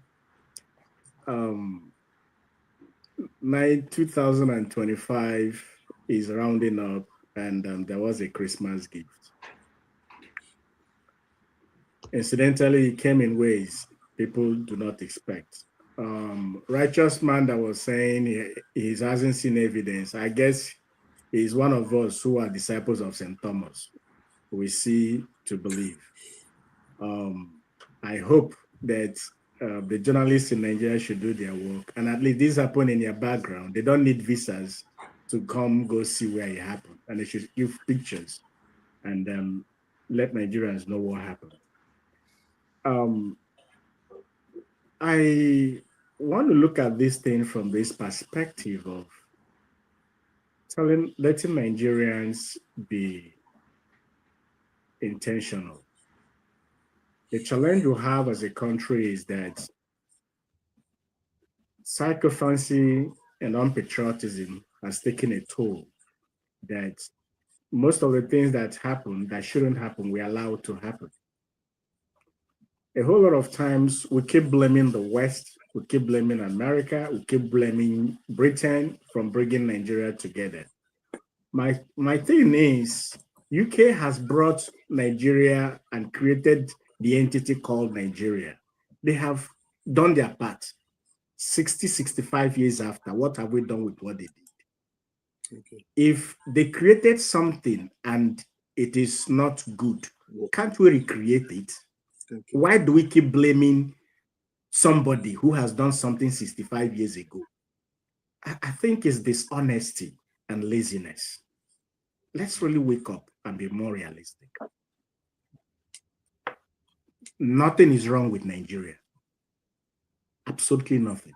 Neither is there things wrong with the African man, nothing. But it's just that we allow the worst of us to lead us. That's why we all have all these issues. We're talking about them every now and then. We're discussing the same thing again and again because the idiot will do what the idiot will do. It's just the truth. Now, we say America will not help us. Why will you expect America to help you? Can't you help yourself? That's the question. Can't we help ourselves? Who are creating these problems in Nigeria? Nigerians. These are our brothers, our sisters, our friends, our associates. People will know. Can't we deal with these situations instead of allowing somebody else to come from somewhere to help us? It is even a credit that America is stepping up to use resources and technology they have created to help themselves to come to help us. They struck on Christmas Day. Why is it that our military couldn't have done this? People come smuggling arms, and we keep blaming Libya, blaming other countries. That's where these arms are coming from. They smuggle them in. Don't you have customs service? Don't we have immigration? What are the military doing? They smuggled it, but we can enter into an arms deal legitimately with France, legitimately with Israel, legitimately with America, with Britain, even China, to get the arms legitimately. So why can't we deal with the people who smuggle these things in trickles at the end of the day? I want to appeal to Nigerians. Let's stop blaming. It makes no sense. Every now and then we talk about what the West did, the plans they have, their interest. Why wouldn't they have an interest? What is wrong in us having our own interest as well? Question is, if the West have their interest, what is our interest? Our interest is to allow people come to plunder us. So why can't we put our house in order so that that person who will come to plunder will see that there is no way to come in to plunder? Now, America is striking. Benjamin is sitting over there. The younger brother of Trump is saying, hey, we can come in as well. That's actually what he has said. He can come in, right? So why will he come in? Because we allow rats to infest our homes. That's why python can come, cats can come in. So why don't we sanitize our house and take the rats away? It's possible. We can do that. You know, so I want to ask Nigerians, it doesn't matter where you are. There was a moment I kind of like think about it. When Ramaphosa came to visit Trump at the White House, he came with, you know, a bunch of blacks and a bunch of white South Africans. They came. In that meeting, one of the white South Africans was appealed that Elon Musk should bring his technology to help them, to fight insecurity, and the challenges that they have. And in that moment, Trump said this, and it's instructive. He said, Elon Musk is from there. He said it in the presence of the South Africans, black and white, and their president, Elon Musk, who helped Trump to become president. He's an American, yes. But Trump said he's from there. And for me, that should be instructive for every Nigerian, irrespective of where you are. Whether you live in America here, or you live in UK, or you live in France, or you live in Germany, or you live anywhere in the world. Elon Musk is from there. Elon Musk lives in America. They needed America. They are appealing for Elon Musk to help them. And Trump said Elon Musk is from there, despite that he's an American. That should be food for thought for every Nigerian. It doesn't matter where you live. When we discuss, when we can persuade people, we can persuade here and back home. Let the message be, let's build our home. It's possible. It's not rocket science. And for people who always talk about America is coming to destroy, they destroy Afghanistan, they destroy Iran, they destroy Iraq, they destroy all the places. All you keep hearing is the places, including Libya, the places where there are Islamic fundamentalists, extremists. Now, when you say these places, they destroy, please mention Germany. America is in Germany. Their largest military base outside of America is in Germany. They are in almost all the EU states. They are in Japan. They are in South Korea.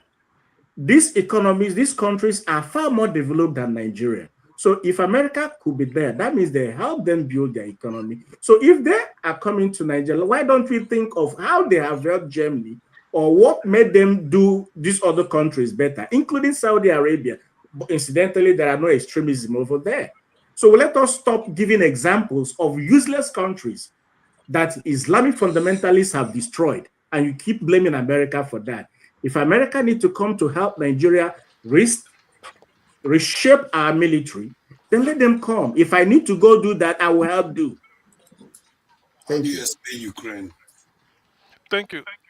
Thank you. Thank you, Anne Lechuku. If I'm permitted 30 seconds, I will advise that you should be coming to this program every week, particularly in the midnight UK time. You come and counter propaganda. What takes place here in the midnight is useless propaganda. Like they will always tell you America will bomb you and bomb you. Look at Germany. Germany is the strongest economy in Europe, and number 4, number 5 in the world, or number 3. Look at Japan. America's largest America base has in Europe bases. is in Germany. In Germany, but they will come here. You know, they thought that we are Almajiri, the way they deceive Nigerians. That's what they turned this place to. Propaganda platform in the midnight. Thank you. All right. I just say America cannot help Nigeria. Reason being is his culture. Nigeria's culture compared to what you have in Europe is quite different. No, Giddy, So Giddy, different. the way, Anyway. hold on, let me come in there. The way America can help Nigeria is when good heads like you chase the bad heads that are leading Nigeria is in place. And that's what you and I can do. That's what they will do. All right. Thank you, Annie Electrical. Let's move on. The flagship. Welcome. Thank you, Rudolph, and good morning to everybody here on the panel and compliments of the season. Thank you. I want to say thanks again to forgive me. Thank you so much. I really appreciate your submission. I read a tweet from the Minister of Aviation yesterday, I think. And in his tweet, he said, it would be foolish for a man whose house is burning down to sit down and be talking logic, reasoning, and policies, and try to challenge his neighbor or a friend or someone down the street that has a fire extinguisher to put out that flame to save his home.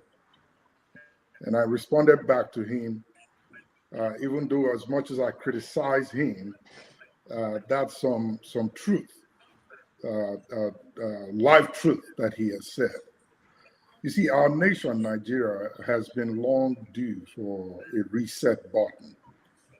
And since we have failed to push that reset button, I don't think it's out of place if someone else comes to do it for us.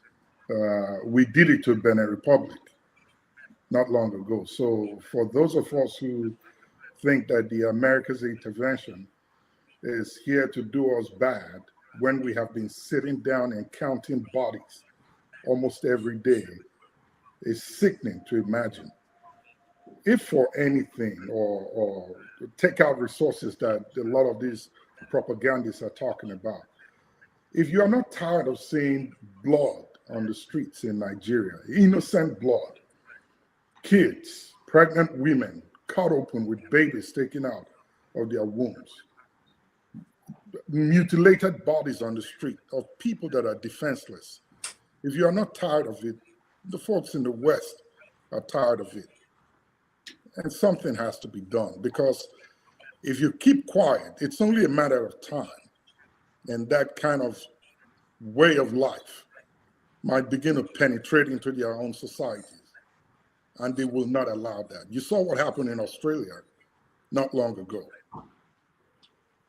If you put Rudolph in a boxing ring with Anthony Joshua, and you tie Rudolph's hand to his back, and maybe tie him to one end of the ring, and ring the bell, and ask him to fight Anthony Joshua, I think it would be a stupid match to see people cheer and feel good and talk about boxing rules and policies while Rudolph is being... Wait, the flagship. How much are they paying me for this fight?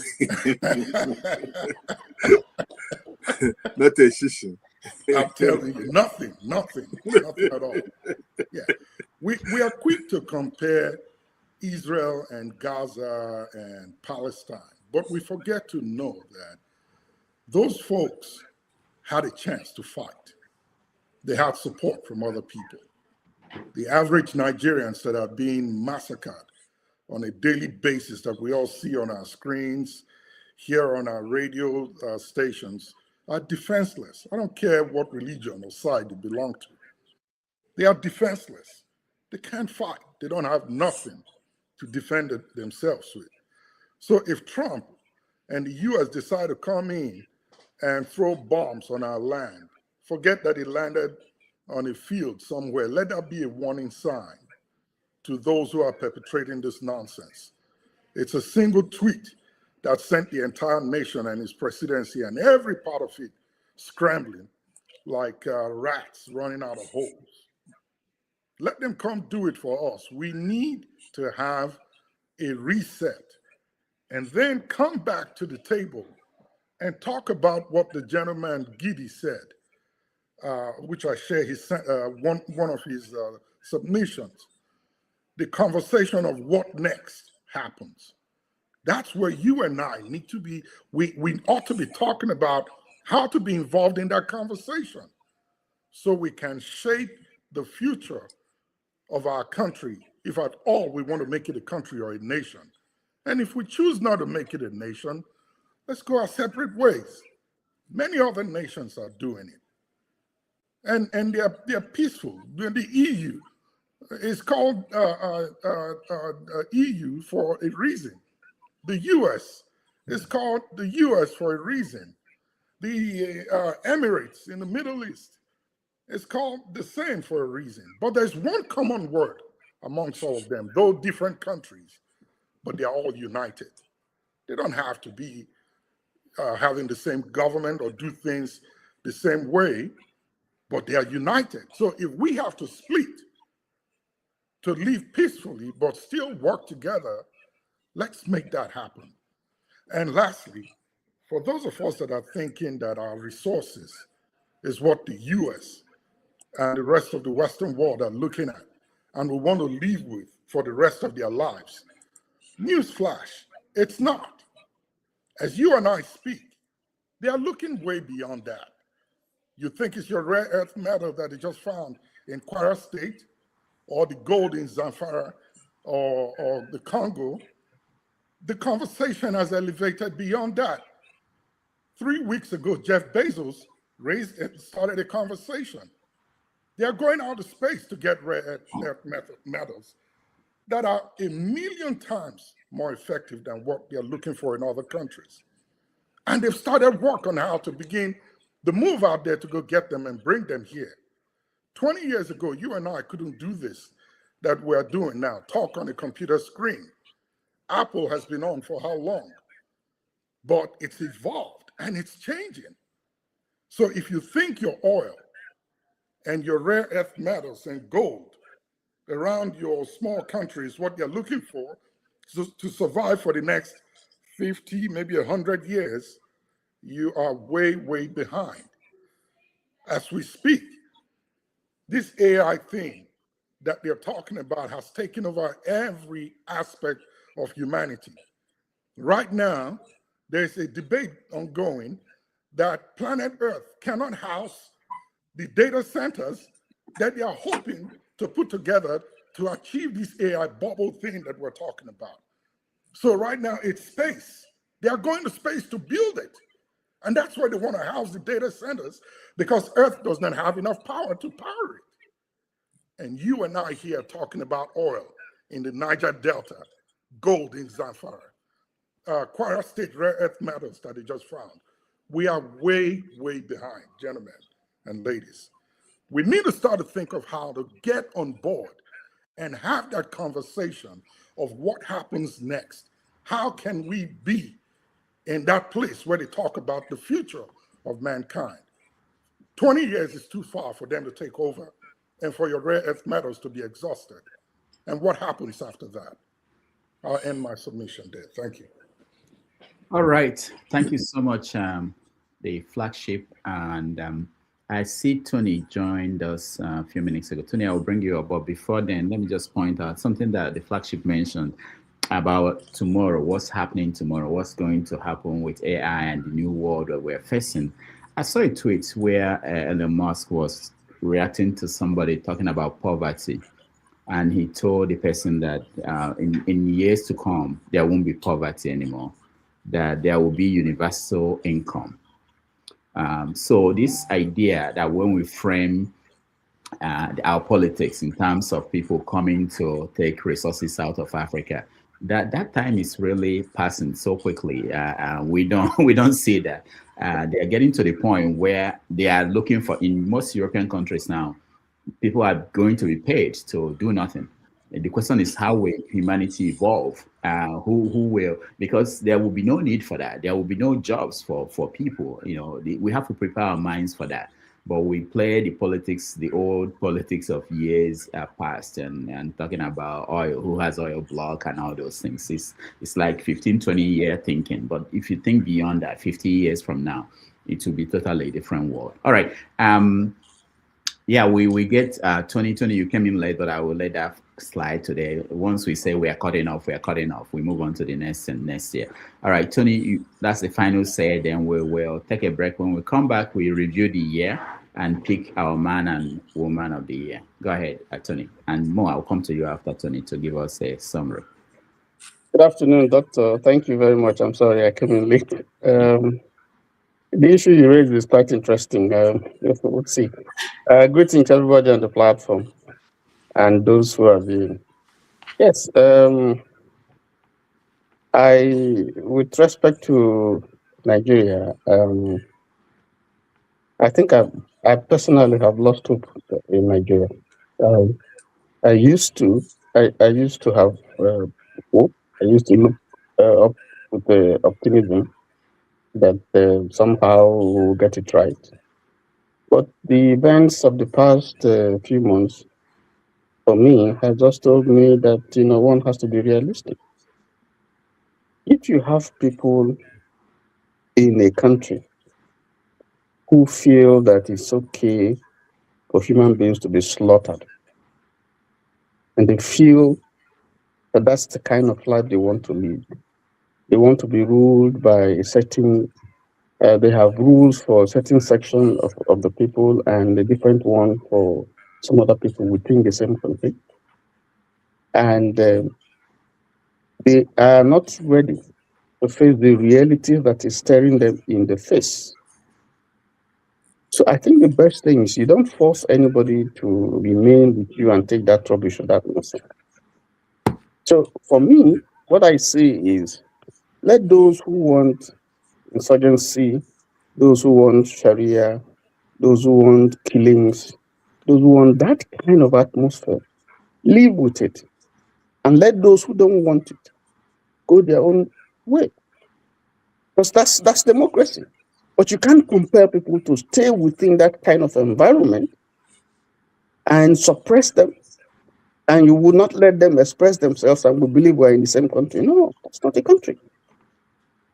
I mean, it just reflects the thing that Chinua Achebe wrote in his book, there was a country.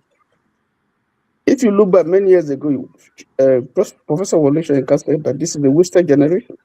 And I think he was right to describe this generation as wasted. The reality on the ground is the issues that Nigeria is facing today are quite clear to everybody. We know the reasons, we know the problem, and yet we're not ready to confront it. And you can't continue to do the same wrong thing and expect a different result. So I think I think that we have come to a stage where we would say, listen, we have to renegotiate this entire concept of nationhood. After all, if you go from 1914 to now, the whole agreement, the basis that brought the amalgamation has expired. So it's time for us to really sit down and say, listen, we have run this thing for 100 years plus, and we're not sure this is where we're supposed to be, because the countries that we were once ahead of are far moved on ahead of us. This is not where Nigeria should be. And there's no one who's going to tell me that if even on this panel, sometimes when you listen to the discussions that we hold concerning Nigeria, or you go elsewhere and you listen to the kind of things that people spew on the platform, there's really no basis for us to continue to stay and to live as one. It's an illusion that we can never be as one. We have not been able to manage our diversity in religion, in ethnicity, and even in terms of the endowments, natural endowments that God has given to us. We have not. We have not. I can have resources that God has given to me on my land. I can't enjoy it. My land is polluted. My water is polluted. I cannot fish. I can't even to have a luxury of an oil well I can't get, but someone else who is from somewhere else is getting it. The VAT is going somewhere else. And I live in an environment where there's total darkness, and right over there, just across, there's light that never fails all over. What kind of country is that? There's no basis for us to say that we're one. If I cannot be in a country, I can't in a country where they will tell me because of my ethnicity, I can never be president. And they say it to my face. And you say that is the country. You want me to go and join the military and go and fight for that nation? Never. It won't happen. So for me, I think that all these ones were just deluding ourselves. The point is that this is not a country. There's so many nations in Nigeria. It is time for us to sit down and say, who wants to go? Let the person go. And let everybody develop the way he wants. And let's see what happens. That's my submission. Thank you. All right, thank you, Tony. I appreciate that. Before I get more in, let me mention that there's super chat from Show. Most of you know Show is an executive producer here, and he's appealing to people to support this platform. Next year is a very important year for Nigeria and very important year for Africa, especially Nigeria. Most people have said, we always say this before any election, that this is the most important election in the history of the generation and whatever. But this one is really important because there are international angle to that, which we are beginning to see. And we are appealing to people we're as good as the people that come in here. We're as good as the support we have. We've been talking about things we wanted to do, get people on the ground to give us on-the-ground reports. They cost money, and we need support to be able to do those things. Even some of the guests that we've been trying to get, sometimes it's very stressful trying to get these people to come on the platform. We count on you. Any way you can help us, we appreciate that. So please consider end of year supports. On public radio, you hear them take out 2 days or 3 days in a week trying to appeal to people to help support the platform. We're not doing well. We have people who volunteer to come here and host. They don't get paid, and that's not good. We have people on the ground who are helping us, working on things. And so I don't like doing this. I wish I don't have to ever say this, pause the program to appeal to people to support. But if you can, please do. Again, thank you so much. Mo, can you summarize for us what has been... It's very interesting, very eye-opening exchanges. The word analytical was trying to tell us is kakistocracy. We have the worst of us in power. The only way it could change is through elections, and then we know what elections are in Nigeria. They're not reliable. But I have to warn all of us, even those in power, the senators and all that, as JFK said, those who make a peaceful revolution impossible, will make a revolution inevitable. And it's happening. The Sahel, they have all moved on to have military regimes. I'll tell you, I do not subscribe to violent change by any name. Okay, I don't subscribe to any particular system of government. As Alexander Pope said, for forms of government, let fools contest. What is best administered is best. But we don't have the best. I would just go to rule of the right, and I say every time we come in here, we talk about what is wrong with Nigeria. What is wrong with Nigeria? We have to start talking from next year. What can we do about it? Nigeria is a great country. Believe me, I love Nigeria. I don't want to go look for a visa to go to Kano or to Lagos. I like the oneness of Nigeria, but the fact is, it's not working. I said this 30 years ago. Nigeria as is unsustainable. And by the way, I didn't say that Biafra is untenable, but as was, okay?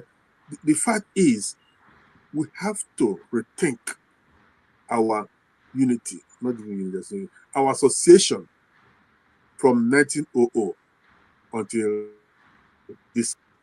The country is not working. The country has potential. It's not wrong.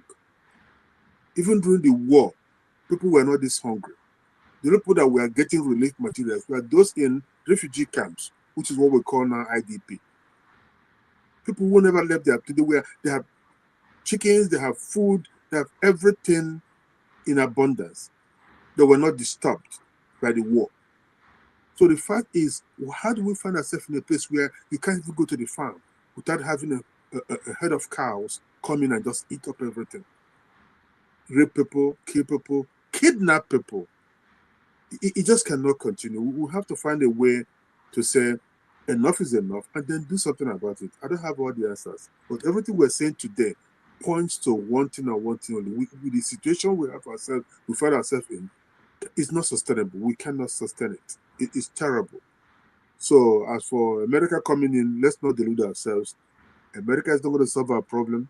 I wish they will come. I wish they will come. As someone has given examples with Germany, Japan, and the rest of it. The war. That war should have helped us more than.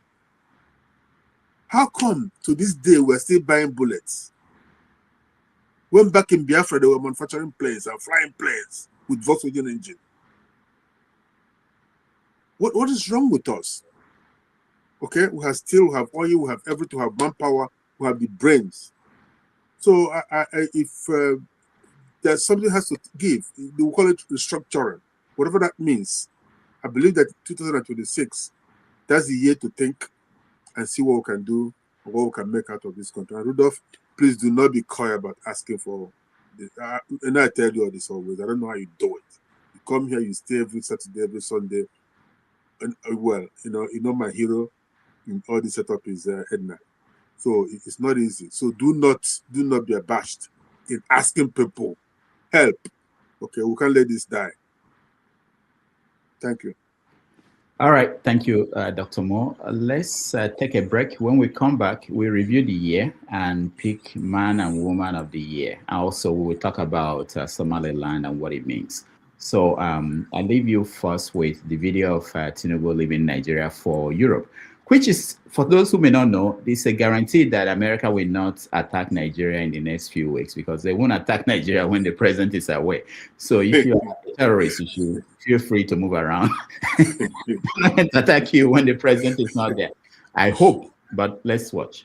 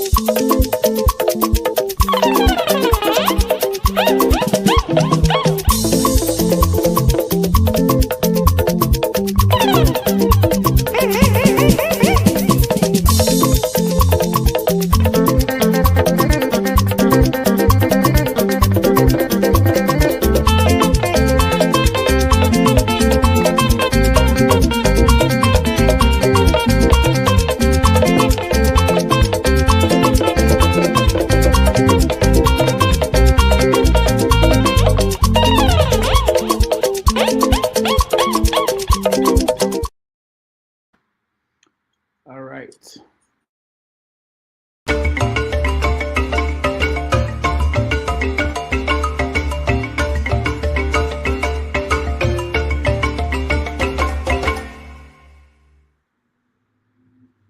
Okay, welcome back, everybody. Thank you so much for staying here and joining us. Those who are just joining us, welcome. I can see KJ. KJ, welcome to the show.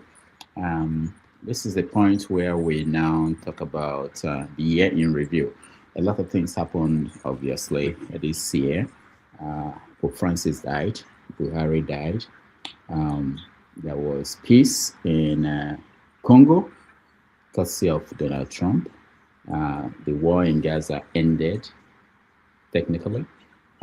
So many things. So we're going to review all those things. But I will start with, I wish I can remember the sequence that people came in. I'll start with more in terms of what significant stories that happened in the last year to you. You can be international stories, African stories, or maybe you can pick one and Nigeria. So we go around, KJ will be next, and then we go around with everybody and pick the man of the year or the woman of the year as the final thing. More start. Yeah, we have been so disappointed that I will start with something good. Well, as we all know, the good news is that Falcons women scored a victory for us in soccer in July by defeating Morocco. So that was, one of the top news of 2025. After that is down the hill. Starting from just a few days ago, December 25, we've trashed it, so to speak. The U.S. military involvement, that's something that we're not going to forget in a long while. It's another phase in the problems with Nigeria. But we've done that. Let's keep it. The news is still very scanty. Details are still very scanty. The second one is that the Nigerian population has peaked at 240 million, leaving two legs. Okay? So we're now the sixth most populous country in the world. Of course, nobody's counting the dead, but 240 million souls are still living in Nigeria. Don't forget the trial and jailing of Pops MNK and the shock of silence in the Southeast. It shocked many people that the Southeast didn't go blaze. That's because people don't even understand the Southeast and how they think and how they reason. So that came to pass, but also showed me the law will not pass. So that's something that will live for a very, very long time, just like Showa Mimo, who said when he jailed Awolowo that his hands are tied. So remember those things. So this one is going to live for a longer time. Another one is the 2-decade civil war that's gone on to Nigeria in the Northeast and the blanket banditry in the Northwest. I call it blanket banditry because it's all over the place, all over the Northwest, down to Kaduna to Niger. So that is something that we're not going to forget in a rush. The worst cost of living in 30 years, they said 35% official inflation. I believe it's more than that. Unemployment, underemployment, devalued naira, fuel subsidy removal, or so they said, because we don't even know what is happening over there. So with Farouk and the other guys who are removed, they are still importing fuel and paying subsidies.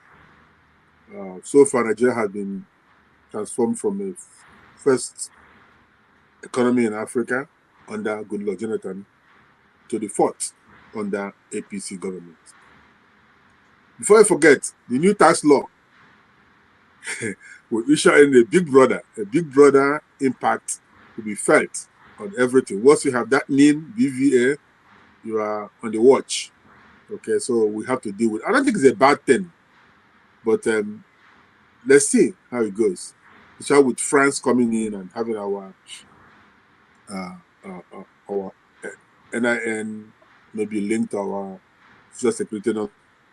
I don't know how to work, but whatever works makes Nigeria a better country. Even if it helps to stop the terrorists, that would be very welcome. I don't know how that's going to work at all. Again, those of us living abroad who send money home, they said it won't affect us if you write what it is for. I don't know how that's going to work. I use the TamTam or whatever they have these days. I don't have a place to write give to grandma or give to auntie to buy snuff. So we have that. We have the continued demand of Nigerian professionals abroad. The medical doctors, they are living in droves, even nurses. But that is also helping them in the rise on remittances. Of course, this is helping further to skew the north-south well-being. Most people who are abroad mostly come from the south, middle belt, so they send money to their families, and their families tend to live a little bit relatively better, and then the money turn around helps to buy stuff, and people are living a lot better. I don't know how that's going to work, but more people are still coming out. And Canada, I have 3 relatives who relocated to Canada just this year. Okay, so that's not too much. You tell me, what are you doing here? Why don't you just go? So I wish we could. I just wish we could.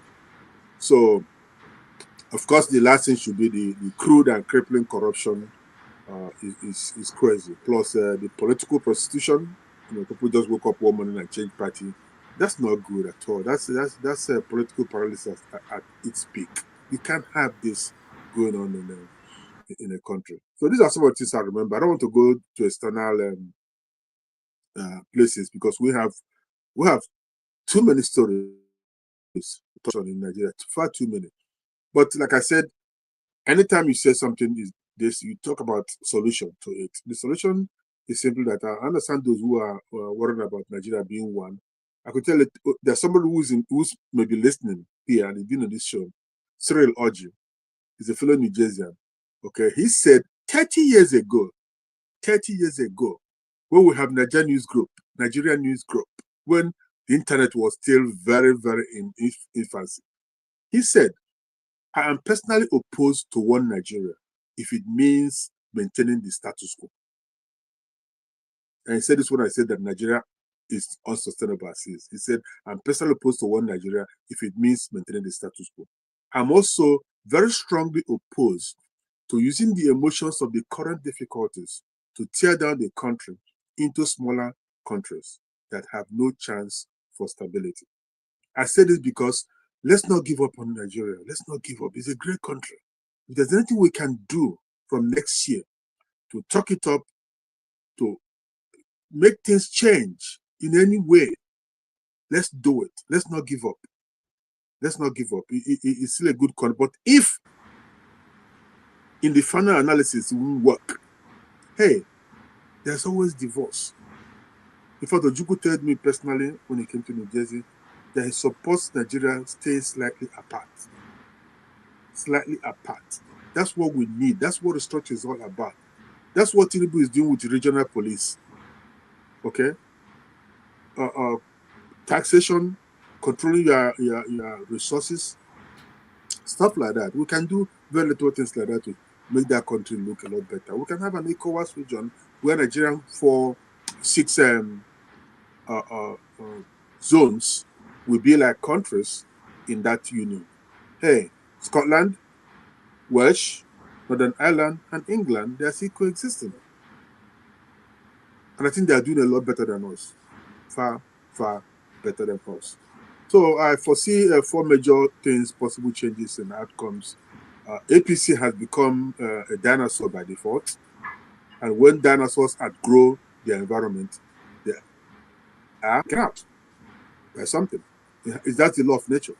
Okay, that's why you don't have lions and tigers running around in Enugu or in Lagos. Okay, you outgrow your environment, you gotta go. So with Trump on the throne, I expect there'll be a finger on the balance for the election in 2027. Just a reverse of what Buhari and Tinubu did to Goodluck Jonathan. You all remember that? Good. So Obama has finger on the scale. No matter what France says, they won't care. These Western regions are out for their interests, not individuals. They just want somebody who's going to do what they want. Now, our savior may be ADC United. I say ADC United like it's a soccer club, but ADC United is popping up. Okay, it might just help to collapse PDP, which is what Wike wants anyway, and Tinubu wouldn't mind for PDP to die. But before it dies, it might just strengthen ADC. So if that ADC pops up, things might work out. If it doesn't work out well, then baboons and dogs may yet shower in blood. Remember Buhari said it didn't work. This time, it may work, sadly. And if it works, we may have another attempt at a violent change, which I'm not talking about the usual suspects. I'm talking about these bandits. I don't know what they want. These terrorists, I don't know what they really want. If they want to turn Nigeria into an Islamic state, or they want to capture the entire north, or they want to just move down to the Atlantic. So, if they gain any more ground, and if we still have people who are sympathetic to the terrorists still in government, something unexpected may just happen. And may God bless us if it happens. All right. Thank you, Dr. Moore. When we come back to you, you tell us your man or woman of the year. So let me tell you now. No, not now. Not now. Okay. I want to just get a viewpoint of people in terms of review of the year, what's important, the stories that are important to them. All right, Mr. James, I know you have to leave, so let me have your view next. Well, I think the nation is, sorry, I used the word nation instead of country. The country is at war, as we are speaking right now. So this is not the time for us to say what to mention our successes and failures. We are at war. I remember when I was a little boy, while the Biafrans were fighting, that was not a time for them to say, who is the woman of the year or who is the man of the year among the Biafrans. The Liberians were at war. While they were fighting, there was nothing like woman or man of the year.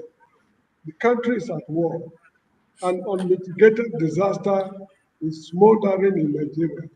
With what happened in Sokoto and other adjoining states recently, we should brace up for a very tough time ahead of us. This is not the time for us to be counting artificial or trivial successes or whatever it is. This is how I look at it. So if you ask me who's the man or woman of the year, I will tell you there is none. I remember my days at the University of Lagos.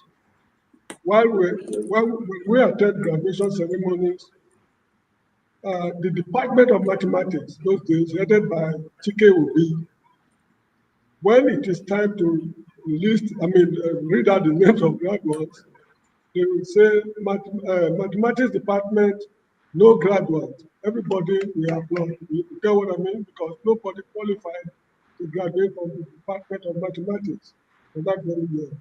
For this very year, no Nigerian is a man or woman of the year. That is my opinion, because we are at war. So we should be thinking of what to do if the country is going to break up. How many republics will appear? Nobody's thinking about that. Our leaders of thought, this is the time for them to sit down behind the scene to work out the modalities. So the country break up, for example, let's say Biafra, will they incorporate what's it called, the coastal minorities to be part of them or not. This is the time for the leaders of thought to work out the modalities. If we are to live together, on what terms are we going to live together? What type of government? Is it a monarchical government or republican government or whatever, or a condominium or what? This is the time to work out these modalities behind the scene in order for us not to be like Southern Sudan. So this is my opinion. That is locally, there is no man or woman of the year. Nobody is qualified for that honor. Then internationally, when we are talking of man or woman of the year, I think we should think seriously about those who are working on the artificial intelligence, what's it called, working on artificial intelligence. They have demonstrated that man can create something more reasonable than himself. AI is the most, I do not know why it is called AI, artificial intelligence. But when you say something is artificial, it means it is inferior to the original. But artificial intelligence happens to be superior to the intelligence that created it. That is what man has been able to do with his intelligence. So those who are in charge of that operation internationally, they should recognize the key figures among them and choose one of them as either the man or woman of the year. So that is how I see it. All right. Thank you all very much. I'll be signing out because it's nearing bedtime in the Gambia.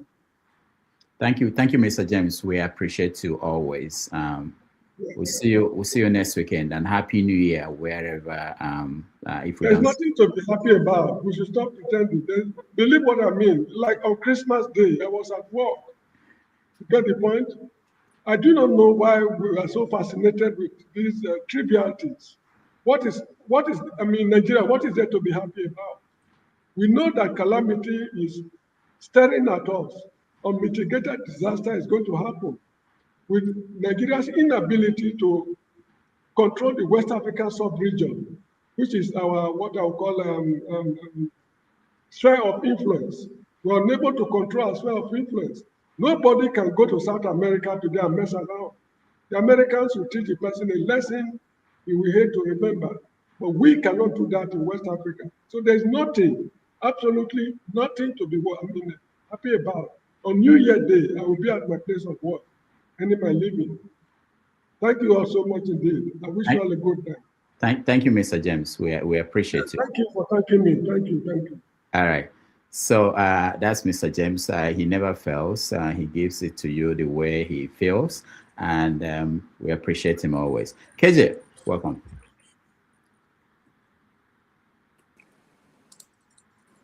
Thank you, Dr. Rudolph. Thank you so very much. I try following you people. Whenever Dr. Mo is here, I try to follow him. He's a man I hate to love. I love to hate.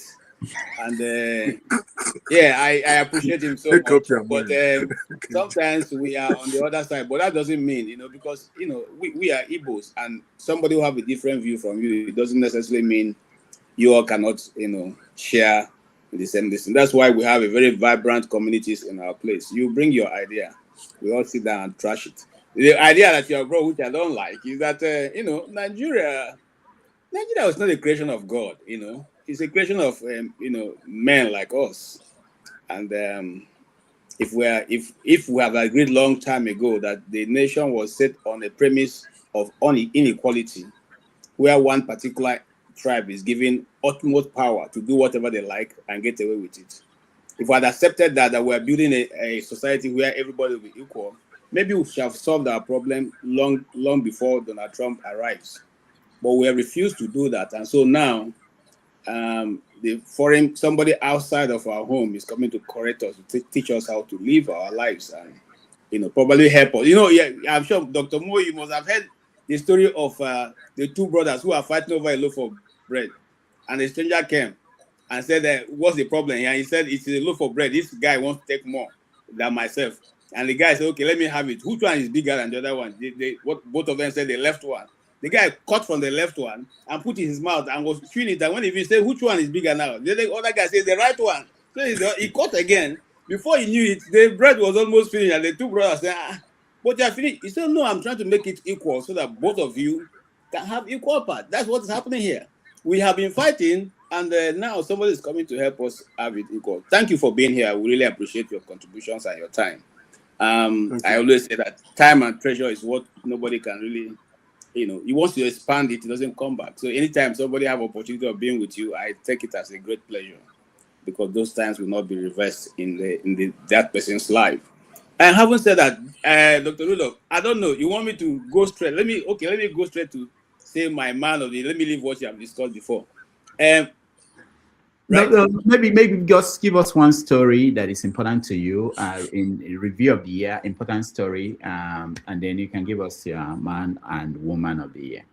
Okay, the man and the woman. There are many stories that comes to mind, especially when it has to do with Nigeria. And one of the things before, more than ever before in Nigeria, the fault lines came in. Everybody could see it. We all have been hearing about it. We all have read about it. But one singular individual who brought that fault line to the public or to the glare of every one of us is Mazi Nnamdi Kanu. His trials brought about everyone to see the injustices or the way that law is perceived in Nigeria. The high-handedness of the courts also shows that the law is only written for one particular people, and when it gets to those people, the law can be bent. It can be, it can be spoken to. It can be done. Anything can happen to it, and it will not be a problem. So here is that's my major story for the year, because it exposes all the the fault lines in Nigerian nation as a nation. And then which is my best story? I think I don't really have a good story to. There's nothing really to. Well, just like Dr. Mo, maybe I'll say because the girls won a cup for us, so that seems to be a good story, and so we can actually hold that as our good story. And then I also will say a bigger fish decided to play out the smaller fish. The story of Dangote and Farouk. Yes, because before now, the other man called Farouk had the upper hand. It's not like just like if you watch WWF, the wrestling match. Now the table has turned, and this other one has the upper hand, and obviously the one who has the upper hand has kicked the other person out, thrown him out of the ring. Not necessarily because he's a better person, but because now the ball is in his court. He has the yam, he has the knife, so he's cutting for them how much they can have. If you look at it, at the end of the day, both of them are playing the same thing. The other person has a much larger part of the pie, while this guy was just dealing with only one plate of the pie. So look at it anyway. Look at it. It's showing again the level that corruption can get to, where policies are made to favor our friends and our cronies, not necessarily for the betterment of Nigeria. So these are some of the things I have noticed, and I think it was not a very pleasant year for Nigeria. This is the first time I see a foreign country bombing Nigeria in my lifetime.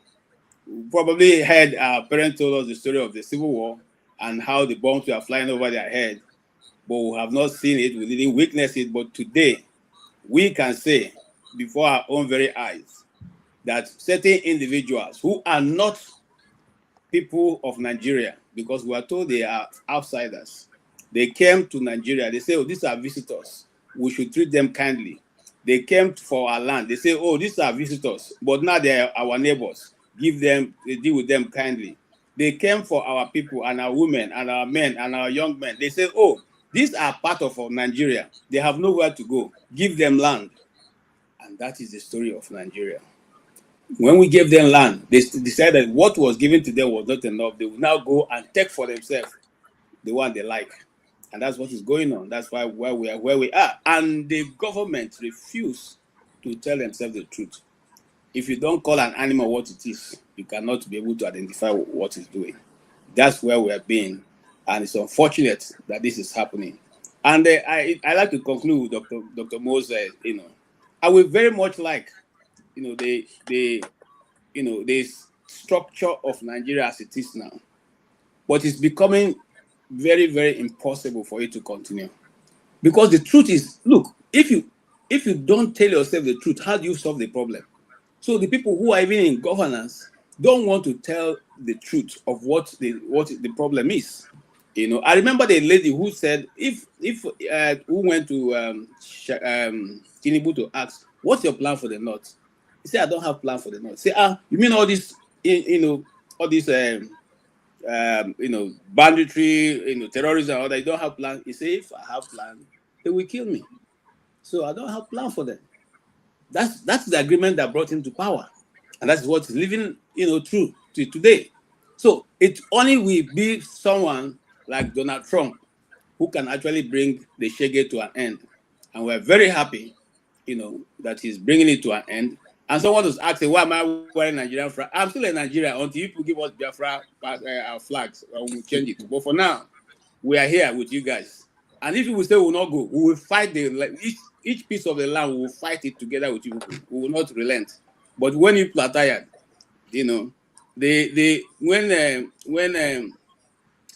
what's his name now? The Bible, Jacob was blessing his. Is it Jacob? Isaac was blessing his sons, the two sons. He said something to the one who cheated the other one. He said, "I have given all my blessings to that one. But when you struggle so much, if you struggle too much, you will break the curse over him and you will prevail." And somewhere down the scripture, you find out that his brother had broken the curse and was even more richer than Jacob himself. That's what's going to happen. So you either let us go, or at the time that is designated, we'll all go in peace. Thank you so much for the time. All right. What about your man of the year? I have so said it now. Man of the year is Nnamdi Kanu. Oh, Nnamdi Kanu. Okay. Yes, that's my man of the year. Because where is the law? If you show the law, we'll withdraw and give another person.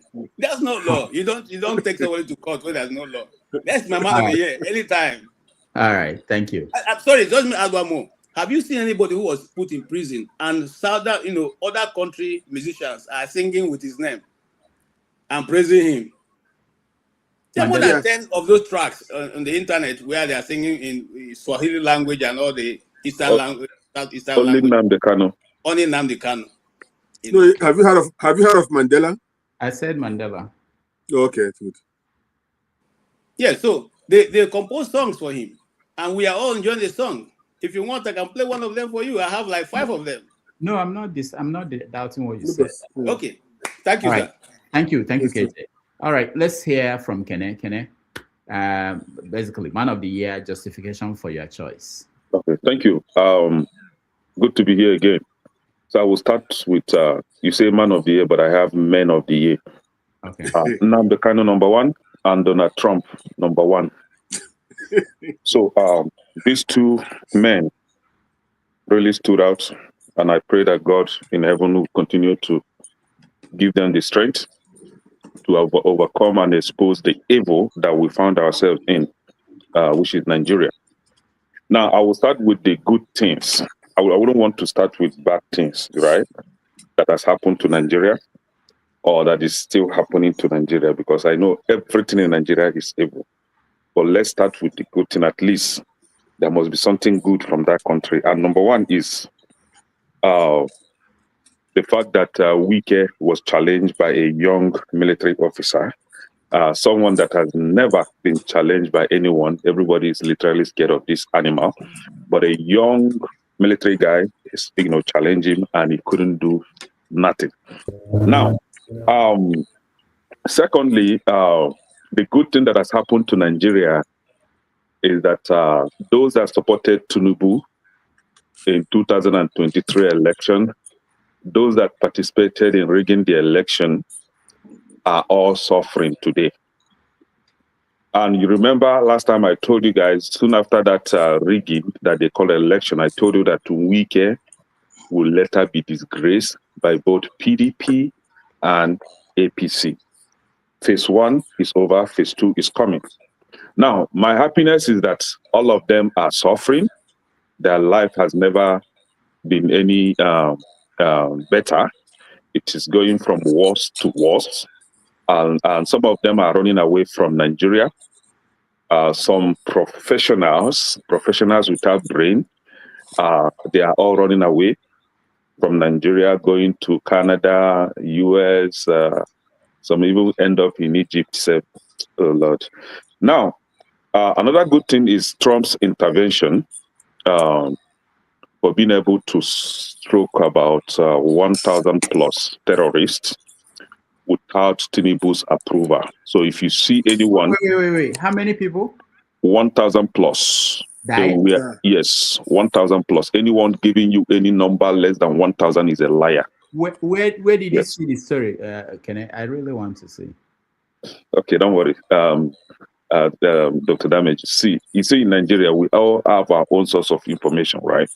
But the truth is, anything that Nigerian government is, promoting and having their online touts promoting is lie. When you hear them saying that, oh, Tinubu gave US approval, Tinubu wasn't even aware that US was going to strike. The reason being that I overheard someone, I think is a DG, he made a lot of sense, but I differ with him in some areas, saying that Nigeria, Trump attacking Nigeria is not going to... I was like, hold on. Tinubu isn't even aware because even recommend that instead of US striking the terrorists, they should have given the Nigerian army the weapons to do the job themselves. No, you cannot give a terrorist weapon to attack his fellow terrorists. They are not going to do that. For how long have you been waiting for these people to attack the terrorists? Have not done that. The only thing that we see glaring in our eye is that they will absorb the terrorists into the Nigerian army all the time, and they'll be telling you that these terrorists can even become a president of that country if they repent tomorrow. So they call them repentant terrorists or bandits, and then recruited them into the Nigerian army. And you want them, these are the people you are expecting. You are really expecting these people to attack their people, the so-called terrorists. It is not going to work. So one of the good things is that Trump was able to send 1,000 plus to Allah. Let them go and enjoy 72 virgins peacefully. Now, we have a lot of these so-called leaders in Nigeria being exposed this year. And most of them claim that they love Nigeria, they are patriotic Nigeria. But as we have it now, we all seen that they are the real problem in that country. They are the terrorists. Anybody that sympathizes with terrorists is a terrorist, right? Anybody that tells you that if you attack terrorists, you're attacking the North, he's a terrorist. Because are you trying to tell us that Northern Nigerians are terrorists? Hell no. We have good people from Northern Nigeria. And one good thing again is that Tinubu was able to expose this Fulani nonsense, where the Hausas are beginning to wake up from their slumber. The Hausas are beginning to disassociate themselves from Fulanis, telling Fulanis that you guys are visitors, you are invaders, you should go back to wherever you come from. We don't know you, you are not our brothers. And now, religious-wise, they are beginning to know that race connects us more than religion. We as Blacks are more affiliated to one another than being Christian or Muslims, right? These two religions are foreign religions. We have one coming from the Arabs, and we have the other one coming from the Europe, right? So they are visitors, and we want them to go and leave us peacefully so that we continue to face our God the traditional way. Now, the bad things that have happened to Nigeria, I think is only one thing, only one thing. They've got the fact that those Tinubu supporters that are running out from Nigeria, they voted for a thief, for a drug baron to bring the economy to better their life. They are running away from the country. So the bad thing is that those countries that they are running to are sending them back to Nigeria. And I hope and I pray that Trump will send each and every one of them back to Nigeria, deny them visa, revoke their citizenship, send them back one after the other so that they will go and enjoy the Nigeria that they are proud of. You cannot come here all the time and be lying to us. I'm a proud Nigerian. But when you are sent back to that Nigeria that you should be proud of, you start crying, you start lamenting. Who owe you anything in Europe? Who owes you anything in the US? US is their country. Are you from US? You are from Nigeria and you're a proud Nigerian. So you should go back to Nigeria and enjoy your good Nigeria. So I think I don't know, but thank you, Kenneth. Lastly, we shouldn't be saying that we don't know which way to go. We don't want Nigeria to be divided, and then we hope. No, at this point, tell ourselves the truth. We are hopeless. Nigeria is not heading anywhere positively. Nigeria, there is no solution, and some of us are now calling. Since we are all hopeless now, we are all powerless. Let's just divide the country and let all man go peacefully, so that when we see tomorrow, we still become neighbors. Like if, for example, I see somebody like Masca tomorrow, I'll say, hey, he used to be my Nigerian brother. He used to be. Do you understand? We can give them visa, and they will come with visas. They will respect themselves. Like Shosho, one man, for example. Now, one man can come to Biafra, Biafra, right? Will subject him the way he should behave as a foreigner, or else. Exactly the way you behave as a foreigner in America. Kenneth, thank you so much. Let's hear from Femi. Femi, go ahead. The visa is not automatic. Visa is not automatic. It shouldn't be automatic. CM, hold on. When we come to you, we're coming to you. You can reject some visa applicants. Femi, go ahead. Hey, CM, don't let me use your internet. Anyway.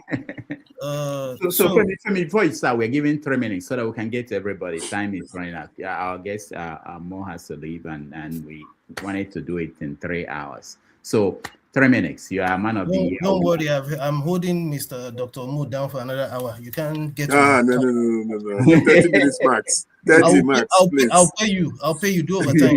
No. It's not money at all. Okay. Anyway, Mr. Dr. Mo cannot come and chance us now. Today, all of us now guess.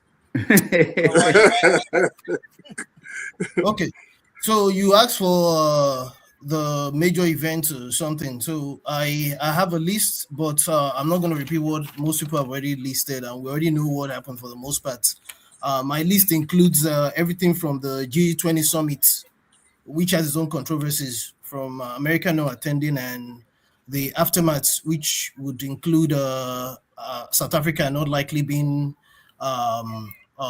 invited when he gets hosted by the US next year. Although knowing Trump, Trump, he can wake up tomorrow and take Panadol and change his mind again.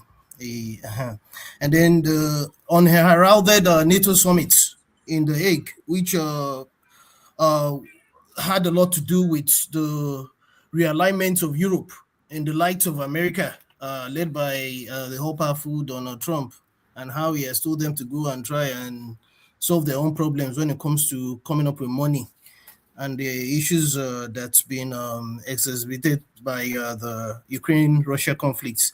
Of course, the ongoing Israeli-Gaza ceasefire, which really has turned out not to be a ceasefire, the prisoner exchange, the 12-day war, the ongoing Sudan civil war conflict that's even escalated, and of course is shown as exposed the UAE. Furthermore, the youth-led protests, especially the one in Nepal, I think if we recall, that was the one that the president may have ran away, literally. And of course, when it comes to technology and space research specifically, which I have a lot of interest in, China has made a lot of grounds. And it's one of the things that a lot of people are not paying attention to. China is making a lot of grounds when it comes to space research. And I know Flagship mentioned something earlier. China is making a lot of, they're covering a lot of grounds. As a matter of fact, there's an Australian, what's it called? I don't know if it's a corporation or concern now, that's kind of like they have this balance that they put to how nations develop technologically, especially when it comes to certain parameters that has to do with advanced technology, including AI. Right now, when it comes to advanced technology, as of this year, they are looking at China as dominating in 8 out of 10, 58 out of 64. generally. And we look forward to what's going to happen next year. As for my man of the year, there's a whole lot of other things when it comes to Nigeria and what have you. For my man of the year, we align with Kene. Interestingly, when it comes to Trump, although for a different reason, because he has shaken the world, especially when it comes to tariff and what have you. And my second man of the year, not too surprisingly, is AI and the fear of AI. Thank you, Femi. I appreciate that. What about woman? Do you have any woman of importance? I think the Super Falcons, women of the year, they shamed our Eagles that failed to qualify for the. You know what? Let's just pick a woman president. Maybe that might change things. All right. Although not the Tanzanian type. Oh, sorry, did I miss woman of the year? Sorry. Do you have one? Yeah. Nicki Minaj. That lady is giving me she's giving me peace. All right, Nicki Minaj. All right, thank you. Let me. I'll be going back to people that came before and then people that just came in. So let me go to CM. Let's hear you. Thank you, Femi.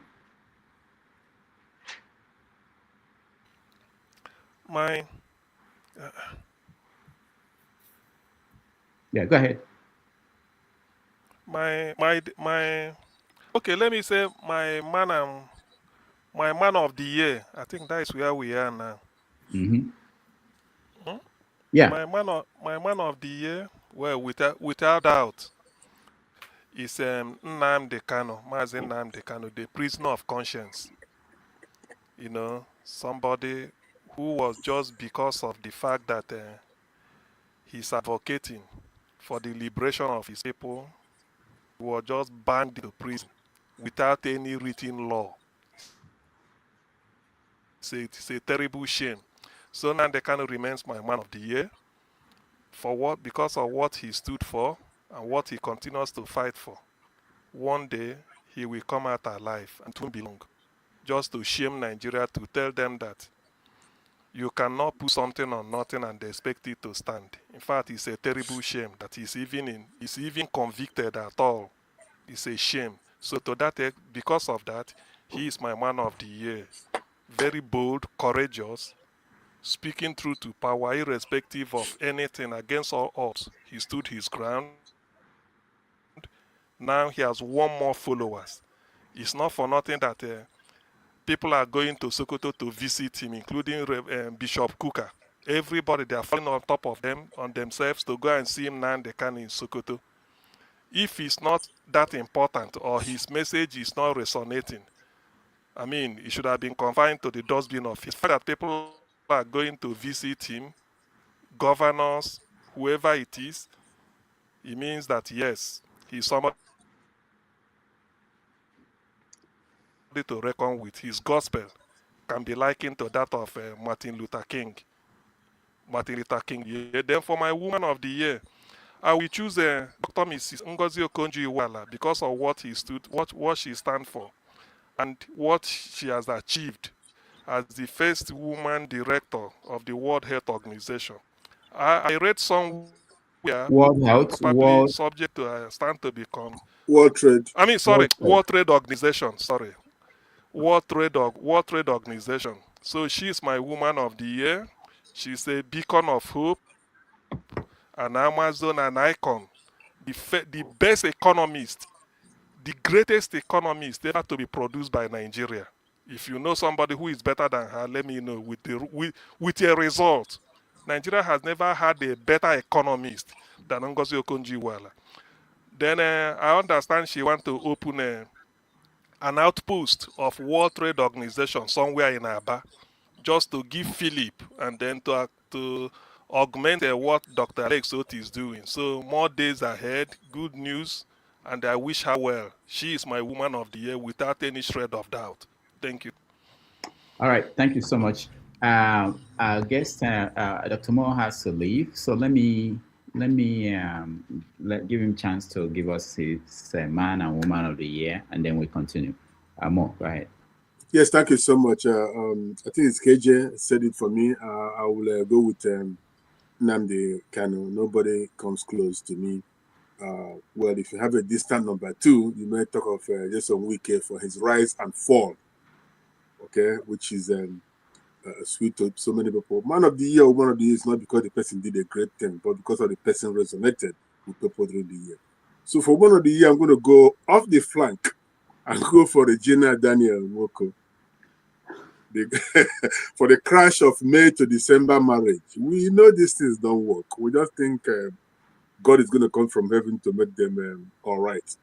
Okay, but also because Nollywood has been, like the last speaker said, a beacon of hope for Nigerians.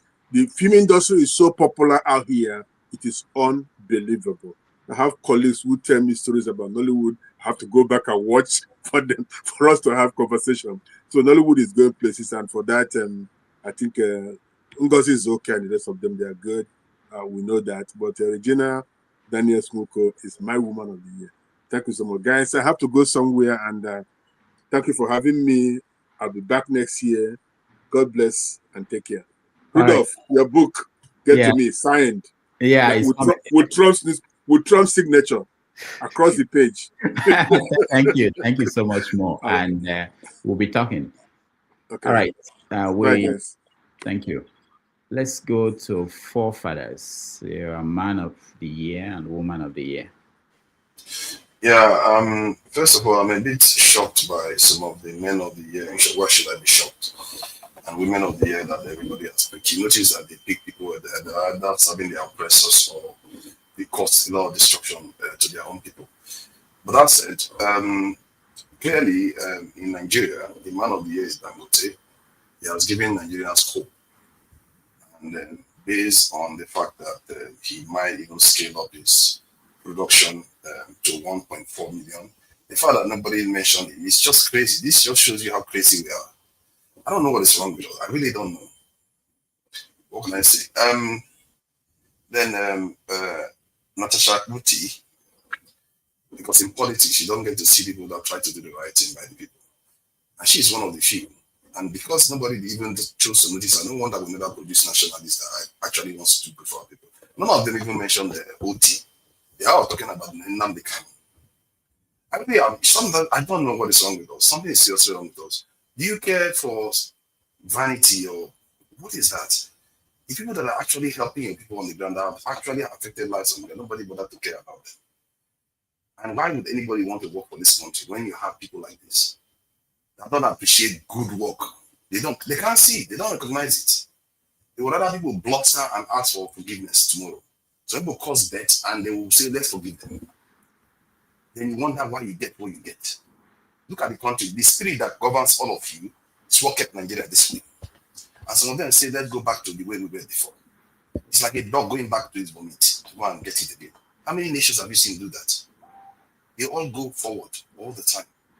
Even when some of them slaughtered each other in the 50s of millions, they still come together and go forward. What are the year brought to you that has even come close to that?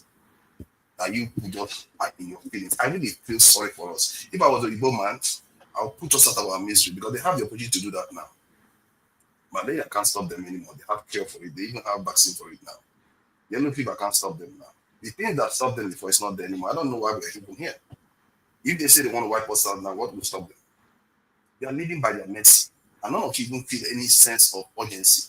You don't even feel any sense of urgency for your children, your children's children. Because it's okay. Let's welcome the destroyers of our kingdom. Let's welcome continent destroyers that even have more power to destroy continents. And they are thinking of other worlds, like somebody has highlighted today. If people can live in other worlds, what makes you think that they can take over what you have here?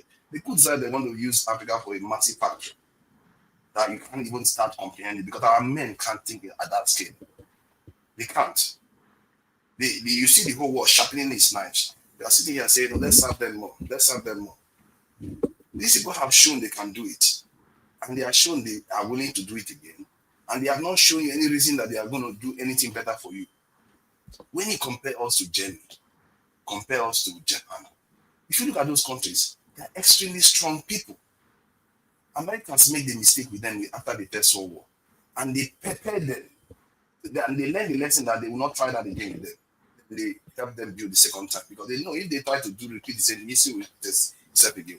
The same thing with Japan.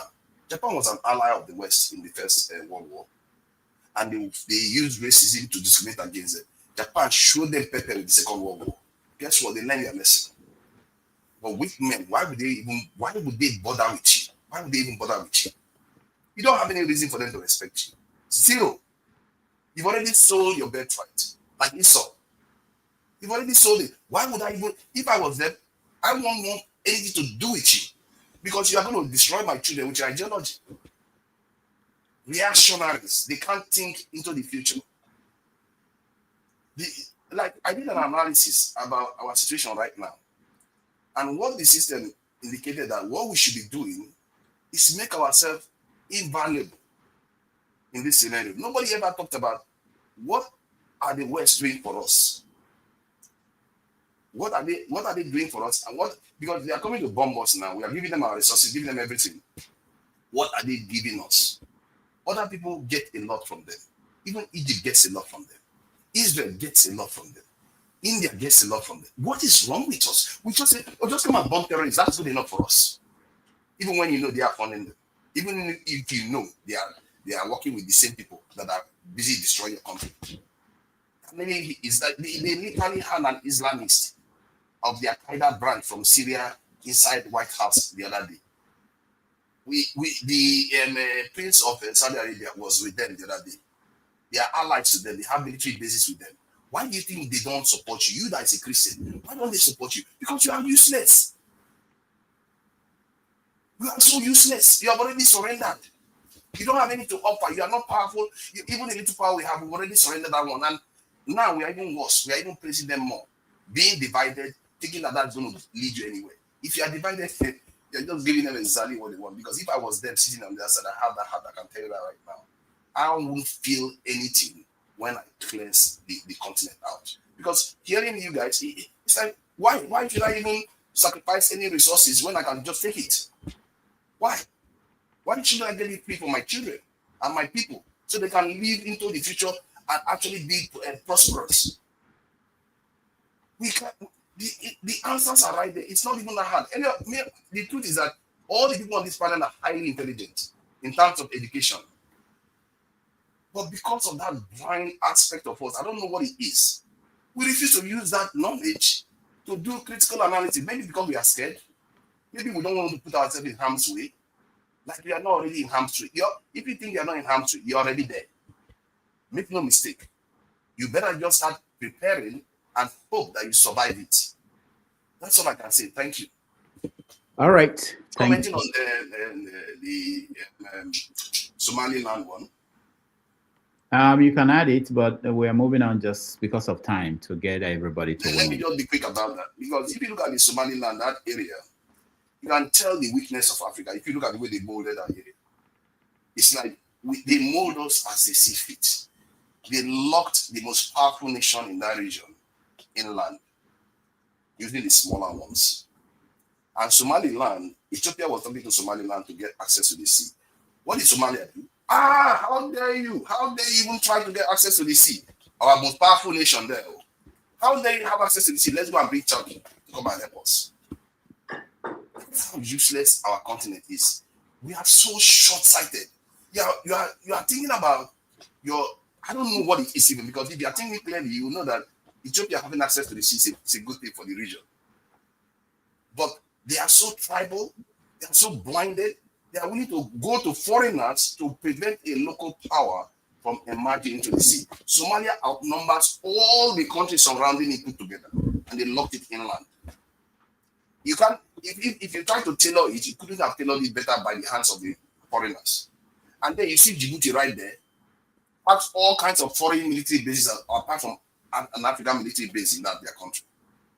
We have some of the most, I don't know, man. If I was a Igbo man, if I look at us, I just think, why did people live there? Did we forget this? I think you were just distracted because of the First World War. We should have removed this for a long time ago.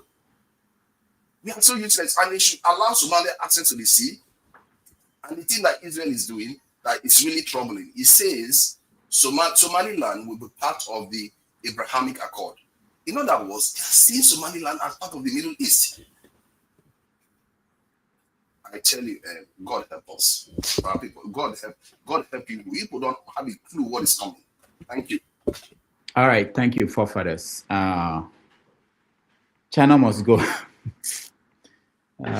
Ovie, welcome. Now I'm scared. Tunanja don't threaten me. I have to edit someone Ekpa and Nnamdi Kanu name. I'm scared. I hope that this threatening will stop this year. We are not going to move into next year by attacking this bag to Tunanja. Easy. Anyway, we might start with the bad, Abi. No, man of the year. We're narrowing down to man of the year, and yeah. It's the same. I know they talk too much. Don't worry. Tinubu to me, I think can never get. If it get bad than it gets under Tinubu. Tax reform in January, removing Fubara in June, in May, I've been in March, June. Then under his watch, we have fireworks from foreign nation. Even my father, who was 90 years at the age of, he was 90 in 1822. So if you imagine that we are going to have that kind of fireworks in our domain. So that's new. The good thing, then Wike and Soja, that's a revolution. When we see the men in their places telling us, I say this is how they run the country. That's new. That's another height. Dangote and Farouk. I don't think people understand the implication of that. That man maybe in political career don't finish, but in Nigeria with it. But that too is another thing that actually shows how it works up there. And we've fixed to make million this year. So part of the thing. Then the good one, man of the year. Come on now, about talk by that's the man right there. Like the man of the year, be that not necessarily because he knows I speak English, but that's the foundation.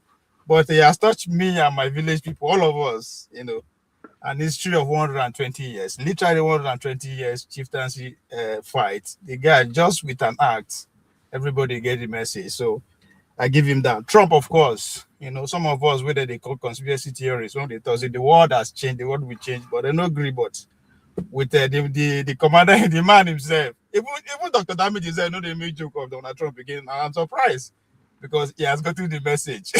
Everybody in the world has gotten the message that it's a new world that we are living today. So I'll give him that. Of course, Peter will be, whether we like it or not, the North are having a sleepless night because the man is still up in our face. So I'll give it to me. It started very high, and I think he has maintained that standard as a solo man, a man that believes in a world color revolution. So I put him in there. My Oba as Oba stand up when he needed to, and I think the whole world actually get the message that he educated us to. So in terms of women, I want to talk where they give us $20 pretty much every weekend. But people don't notice that from the beginning of the year to now, she has been giving us $20 Saturday and Sunday. So she's my woman of the year, and of course Natasha. To be in the lion den and still going strong. People don't understand how these men, Nigerian police, hate women rich until, so for her to still keep going, I give it to her. All right, thank you. And Dr. Damage, 90 Minutes Africa, I think is among the top 5 podcasts of the year for me. Thank you, Ovie. I appreciate you. The flagship, your man of the year, woman of the year. Thank you, Rudolph. What I was going to say, I have a question. I think today's the 28th, right? I'm trying to. 28th, yeah. Yeah. So we're like 3 days to the end of the year, and Nigeria's president has jetted off out of Nigeria. When all presidents are remaining in their countries and preparing their New Year's speech and plan for the year as it starts. The only president that I've heard that is running away from his country is Nigeria's president, except it's for a tactic to try to push back on Donald Trump, who's flying his drones around Borno State right now, doing recon exercises. If that's to stop him from releasing the other part of the complementary wishes that every one of us give at this time of the year. The first one has been given, Merry Christmas. So I think Tinubu is trying to avoid Happy New Year from coming from Donald Trump, should he decide to do that by the first of the year. That leads me to listing my man of the year. Number one would be Tinubu, because he has personified tonality deafness in all of its ramifications, where whatever is happening around him, he seems not to be moved by it, perhaps because he's not aware or he's ill-advised by his handlers. Number two, of course, is Donald Trump. That's the only man that I've seen that can send shockwaves around the world with a single tweet, and everybody will start scrambling to shaping up. And number three will be Rudolph. Rudolph, you've also personified some sort of tough and thick skin to comments that are derogatory, most especially against you. You don't seem to be moved by it. So with that, I think you deserve that award of Man of the Year in 2025. So much has happened in our country, many lessons learned, I believe, and a lot of us, I hope we have taken notes to see where our misses are, opportunities that came that we missed in ways that we can get our country back up, and that we look back on our list and begin to come up with plans for 2026 to help in any way we can to shaping things. 2026 is going to be a very wonderful year in the sense that a lot has been planned that will happen, most especially within the technology space. So many things are going to change, and many of which will be handled by quote unquote artificial intelligence. And that really makes me cringe a lot when I think about our country, Nigeria, as it is now, where we stand. If truly we will not epitomize what Trump called a shithole country, because as it is right now, we don't have a chance in terms of where the world is going as we move on. Lastly, I saw there's a museum called the Museum of the Futurists in the UAE. For those who go there a lot, please take time to go there and look at it and see what has been projected, or at least planned, for what the future of mankind will be on this planet, both by nature and humans. And every time I see that, I wonder where Africa would be. If you take a look at that map, there's a globe out there in that facility. Take a look at it and see how it is, the whole continent have been restructured and how it's going to look in the not so far future. So I'm hoping that as we round up 2025, we as a people, and I'll put the burden mostly on those of us who are in the diaspora that have seen the other side of the world, how we're going to come together beyond meeting in this space in different platforms to speak and tell how eloquent we are and show our knowledge of geopolitics and all of that history. How we can put all of this knowledge together as a people in the West to come up with a plan for our country, Nigeria, to at least get up to where we can begin to lay foundations that our children will build upon. Thank you. All right, thank you so much, the flagship. I think we have Anelechuku, Tony, and Dr. Damage is still not having on another section. No, KJ is. KJ, okay. Yeah. All right. All right, Anelechuku, go ahead. Rudolph, you can put me in the backstage, please. Okay. Thank you. All right, thank you. And Happy New Year to everybody. Yeah, thank you. Who is saying? I don't know what's doing that. I'll get it out. Taken care of. Okay, go ahead. All right. The events for me, the developments in Nigeria, and how Tinubu has shown to any patriotic Nigerian that he's not a competent person to be in the leadership of Nigeria, he's actually a mistake. And in 2027, which come beginning from next year, 2026, every Nigerian of goodwill, every patriotic Nigerian who wants a country that is called Nigeria should understand that you have a dog in the fight. You have a role to play, directly or indirectly. People you can influence, and in the comments we make, in the presentations, in all fora that we are in, we should be able to ensure that we have a country with a better leadership. Because what we have so far is a confirmation that what Trump says now disgraced country has actually become what Nigeria is, because Tinubu had made it happen. Several things. I'll leave it at that. Another thing also is that the other events of the year has actually exposed to Nigerians that injustice to one is injustice to all. Every tribe in Nigeria gather when the problem is an Igbo man in the box. But unfortunately, what all the Nigerians do not understand is that the problem the Igbo man faces, or the discrimination he gets, or the marginalization that he gets, eventually will catch up with him. What is happening in the Middle Belt, particularly the killings that happened in Plateau and Benue State, should be a lesson, because that is injustice. It comes in various shades and in various colors. And even on this forum, I saw injustice, and somebody cried out and became an Igbo man, unfortunately, because I will cite Ovie. I'm glad he's here.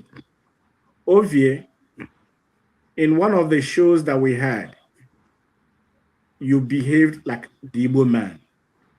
The Igbo man is called emotional. The Igbo man is called sentimental, because when he is victimized, when he is marginalized, he cries out and he says they are crying the victim. On a show we had here one time, I remember either AY or somebody had spoken for about 4 times. We never had an opportunity to speak. You protested. And I tell you, that is the plight of the Igbo man in Nigeria. And that, to me, is injustice, is unfairness. But you cried out. So when you hear the Igbo man cry out, say, this is not proper, this is not normal, every Nigerian should resonate with it. Just as the Plateau people, the Benue people are being killed, and they said they are being exterminated, their genocide is being committed against them. Those who are not victims of that genocide say, no, it's not. That's the problem. I hope and I pray that 2026 will be able to do better for the country, especially those of us who live outside of Nigeria, who have seen better climes, how things are done. We should be able to replicate and reproduce what we see, export it back home. Now, for the man of the year, people who may know me and I feel, hey, why are you saying Trump? I'll give it to Trump. He's the man of the year for me, in the sense that Trump brought peace in the Middle East. He calmed the troubled sea in the Middle East. Him hitting Iraq and encouraging Israel and other people who were able to quell the storm that were in the Middle East gives me, that's point to say that he is the man of the year because he had brought peace. There is peace in Syria now. There is peace in the Middle East, largely. So I give it to Trump, and to me, he deserved the Nobel Peace Prize should have been him. He was robbed, and I believe he's going to get it next year for those singular efforts. Again, that he made efforts to condemn the killings that are going on in Nigeria. You find out that Nigerian government they are beginning to sit up. So for that, he's my man of the year. I appreciate that forefather mentioned Alex Soti.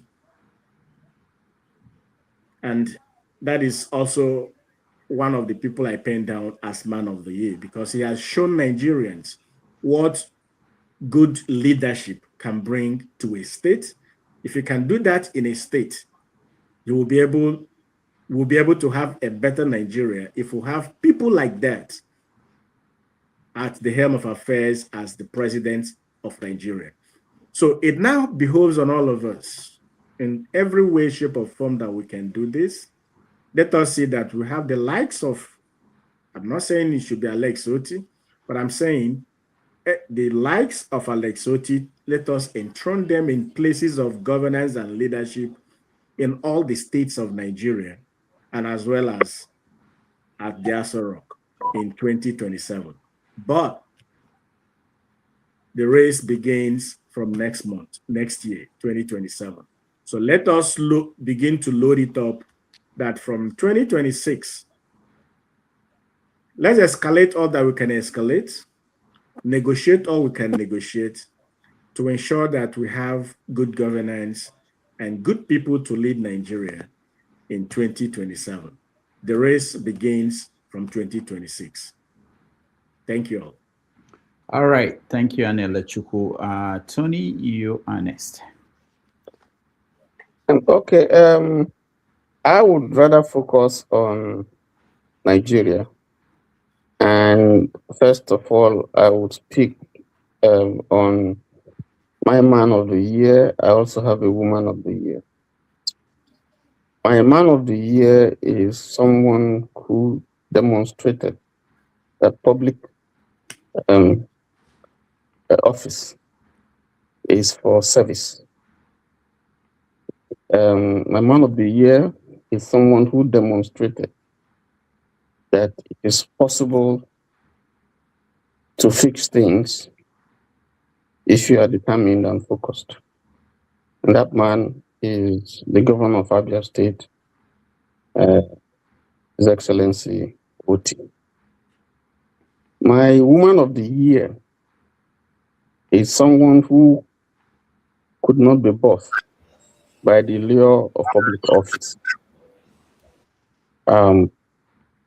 She interrogated the president as to what she would do for the country, particularly in terms of tackling the security issues that we have, which is critical. And when the president didn't give her a satisfactory answer, he declined serving under his government. That woman is Hajia Najatu Mohammed. That is my man. He showed that there should be character, there should be integrity, and not just besides the law for public office. He's my man, my woman of the year. Now, in terms of my overview of 2025 as it relates to Nigeria, first of all, I start with the government. Generally, if you look at the government and you want to break down sectoral developments and policies and so on and so forth, I think Nigeria has demonstrated that it's a country whose head that is on life support. I mean, that is on life support. It's a country, I would say, whose head has been beheaded. And then that is because we have a failed government, of a government that has no vision, that is planless. They used to accuse Jonathan of being clueless, but I think this is like a ship that is rudderless, and this is where they have led us to. And I think Najatu was right, because she refused to participate and be part of that government. Now, what are the highs? Yes, I agree that one of the highs that we have is Dangote refinery, an investment that took about $20 billion. And I applaud the man for braving to put that kind of investment in Nigeria, in spite of the very hostile environment. And I applaud him for managing to swim through all the torrents, all the storms that have been thrown upon him. I don't like him as a person, but I think that factory, if you give it a few years, is going to be a game changer. We're already seeing the gains in terms of employment, in terms of the impact on our foreign forex, in terms of its general effects on the lives of the people. And I think that he's been an encouragement to many who want to invest. But all said and done, like I said before, I think that this is a ship that has hit the rock, and the best thing for us to do is to do something about our entire existence as a country. That's my view. Thank you. All right. Thank you, Tony. Let's hear Eccentric Casts. Hello, everybody. It's afternoon here, so good afternoon. So my man of the year is Zoran Mamdani, who won the mayoral election in New York.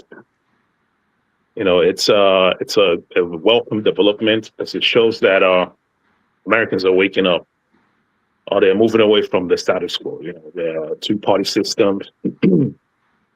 So it's a very welcome development, and I hope that his mayoral leadership is going to bring like some changes in New York, and also and inspire other socialists and socialist minded candidates or people to run for election positions. I also want to say that Nigeria needs some kind of evolution in their political thinking, right? We need socialists in Nigeria. We need socialist organizations in Nigeria, to kind of show people that there is a criticism of capitalism. That's what socialism is. It's a criticism of capitalism, nothing more, nothing less. Capitalism in Nigeria is treated like as a religion, which is bad, because even in schools in Nigeria, no one teaches about criticism of capitalism or other people that criticizes the capitalist system. And those who don't see that the Nigerian problem has to do with the system of economy that we practice need to do some more research. The Woman of the Year, of course, is Francisca Albanese of United Nations. I commend her, because a lot of people that spoke up against the genocide in Gaza lost their jobs. People in the media, people that have professional, jobs, lost their jobs and what have you. People on YouTube, people like Brianna Joy Gray lost her channel. She got suspended. A lot of people, lost their channels and everything for criticizing one of the most gruesome thing that's ever happened in the 21st century. Also, I want to say that people that picked Donald Trump as the man of the year are pretty interesting people. How would you pick someone like Donald Trump? I mean, someone like that, you would not even make him a role model for your children or grandkids. So why would you pick him as the man of the year? I mean, what has he done? For those who are saying that, him bombing Nigeria is it's a welcome development. I want you to go read 2025 National Security Strategy. Go to the bottom. Go to the bottom section of the document where they talked about Africa. It clearly states what the aim is. It's not black and white. It clearly states the aim. And it's funny, the document reads like something I write, because my second job is I'm a quality manager. I'm working at a company that doesn't have, they're not AS 9100 certified. I'm not going to mention them as a company. I'm helping them get AS 9100 certification and ISO 9001.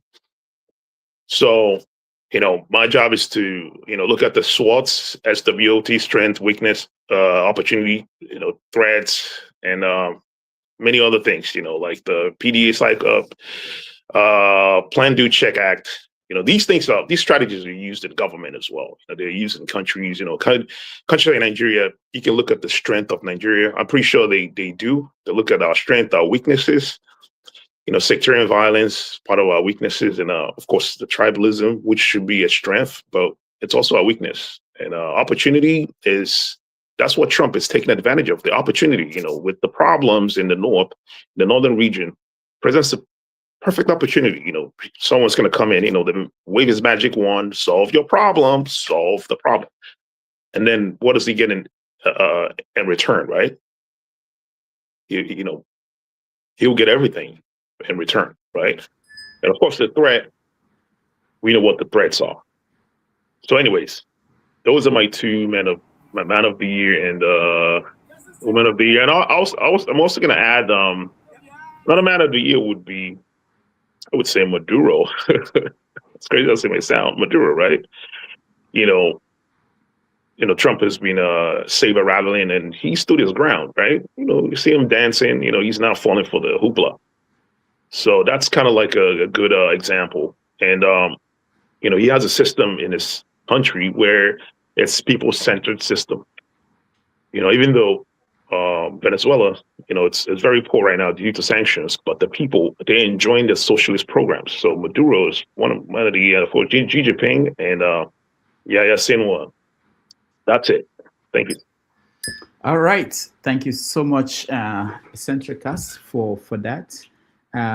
This is my final word because we have to go, and I wanted to mention that KJ will host an after show, which will happen immediately. This one is over.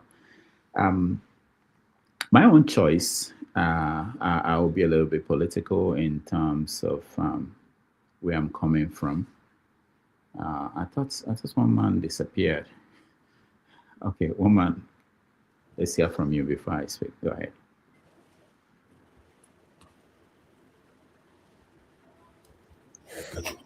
Oh, all right. So I thought it was going to go on for a bit, so I built. Thank you for having me. I did actually come in first, but so the man of the year. So let me first start, and with your permission, by the way, in the spirit of Breakfast Club. When I finish the man of the year, maybe we also do the donkey of the year. So I'll give you the donkey of the years as well. But first to the men of the year. So the men of the year, there's an abundance. I'm not looking beyond the Nigerian space. If you look at somebody like Yemson Wike, the transformational impact that he has had on Abuja, there's a strong argument to say that he's a man of the year.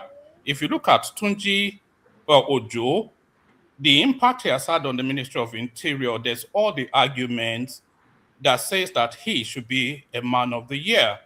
If you look at Festus Keyamo, the way he's revolutionized the aviation industry, much to the increment of the bank balance of Alan Oyema, you could argue that he's a man of the year. So you could argue many men of the year, all of them Nigerian. And if you look at the transformation of that country from where we came from 2.5 going on 3 years ago, where Buhari left us, snakes swallowing, well, I don't need to recount Buhari, everybody experienced it. So if you look at all of that transformation, then then you look at, and by the way, this is the most reformative administration that we've ever had in the history of that country. That is beyond equivocation. That's a factual statement backed up by policy and projects. So in 2.5, less than 3 years, the shape and direction of that country has been completely turned around. I don't think anybody is disputing that. So now, how do you measure that impact? If you are from the opposition cusp, you try to play it down. If you are with the government, you try to amplify it, but without equivocation, the impact is irrefutable. It's not up for discussion. The reforms and the impact is beyond equivocation. So who is the choir master? Who is the person orchestrating all this? Your president and mine, Rudolph, Bola Ahmed Tinubu. So now the journey these guys embarked upon, if you look at it, the Lagos-Calabar Superhighway is the most impactful project going on in Africa at the moment.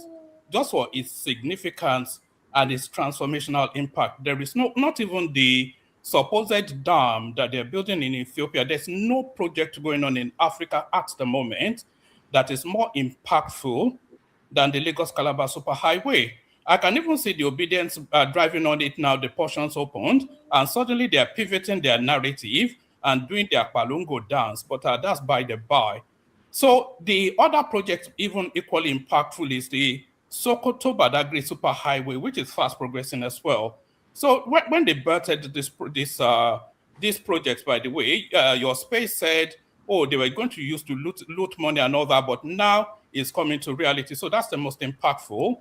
The tax reform thing is the most transformational. If you look at the quantum of money that thing would generate, you want development, you don't want to pay taxes. How does that even, is that some form of retardation? Are you retarded? You want your country to develop, or you don't want to pay tax? Are you normal in the head? So that's just ridiculous. But the amount of money that place is going to harness is one to be looked forward to. When they harness that money, not only would they use it to transform that country, it will also shore up that currency because it stands then to defend the dollar and all of that. So very revolutionary. The Nel Fund, etc. I could go through the list, but it's all well known. So of course, don't worry now. I know it doesn't chime with you, but it chimes with the greater good of the country. So the man of the year, not just Nigeria, globally, because he's transforming an African country that will well propel the black race. So the man of the year globally, and almost certainly after the 8 years, the man of the century, of course, your president, Bola Ahmed Tinubu. The woman of the year for me is the woman, Haita something or the other. She's this northern woman in charge of the creative industry and all that. So I like the way she carries herself and the impact that she's having. So she's my woman of the year. So now the donkeys of the year, the retard from Oka, of course, always the donkey, still trying to do his ethnic jumping up and down, not able to pivot from a narrative that already failed. So he's the retard.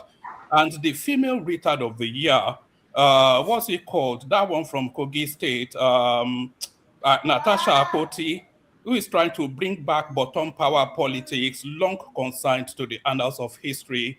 So the man of the year, your president, Bola Ahmed Tinubu, the woman of the year, Haita, whatever her name is, the pretty girl that takes care of the entertainment industry, the donkey now and forever, Peter Obi, of course, and Aisha, Natasha Akoti, for attempting to bring back bottom power politics. So those are my nominees. All right, thank you so much, one man. All right, so on that note, I want to thank everybody for joining us. For those who want to know my choice, my definition of man of the year or woman of the year is really about someone who, for better or for worse, it doesn't have to be because you did something good.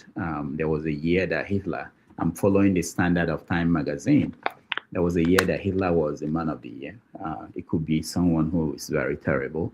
It could be someone who is very good. But my own way of looking at it. On the global stage, I think the man of the year has to be Donald Trump.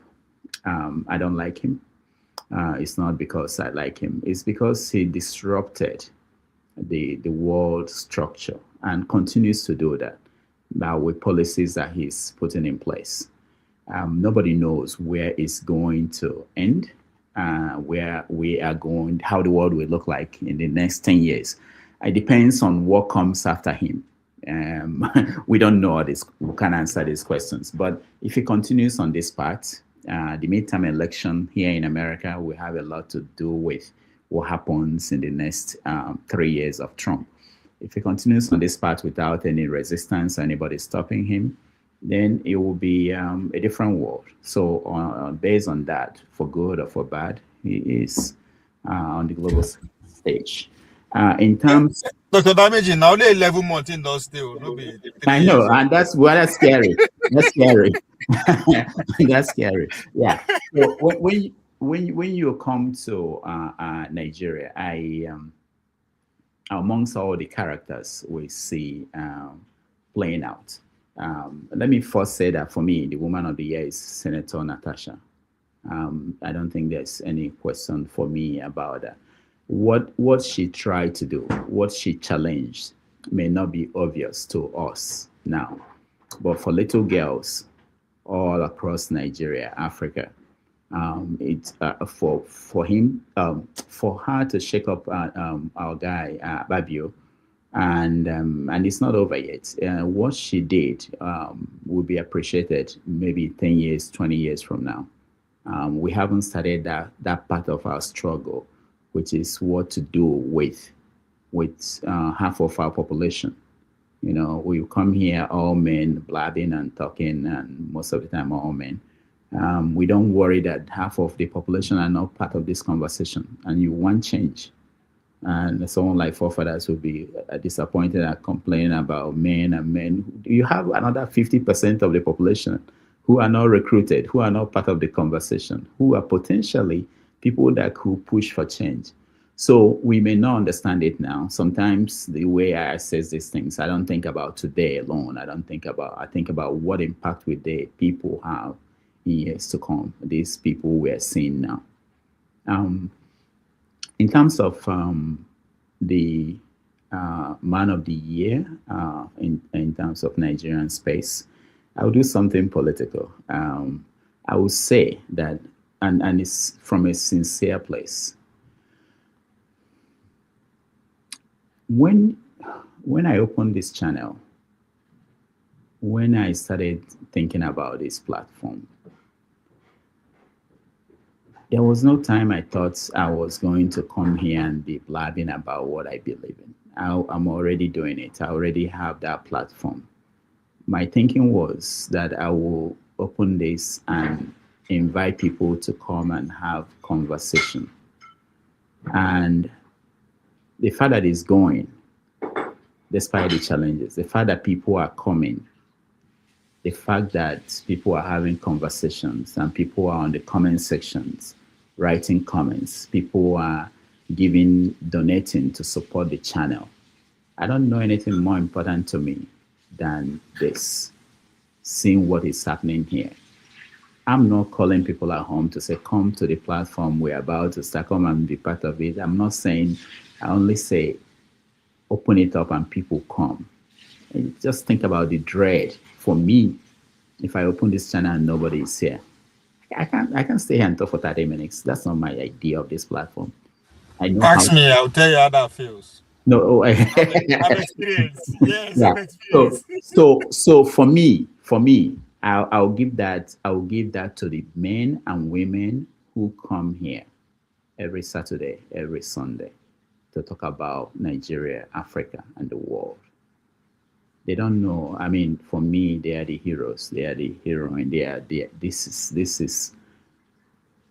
I bow. Sometimes I think about people who have passed through here. Some people who don't even come anymore. I remember them. I think about what they said, what I've sat down, how many hours I've sat down here and listened to all of you.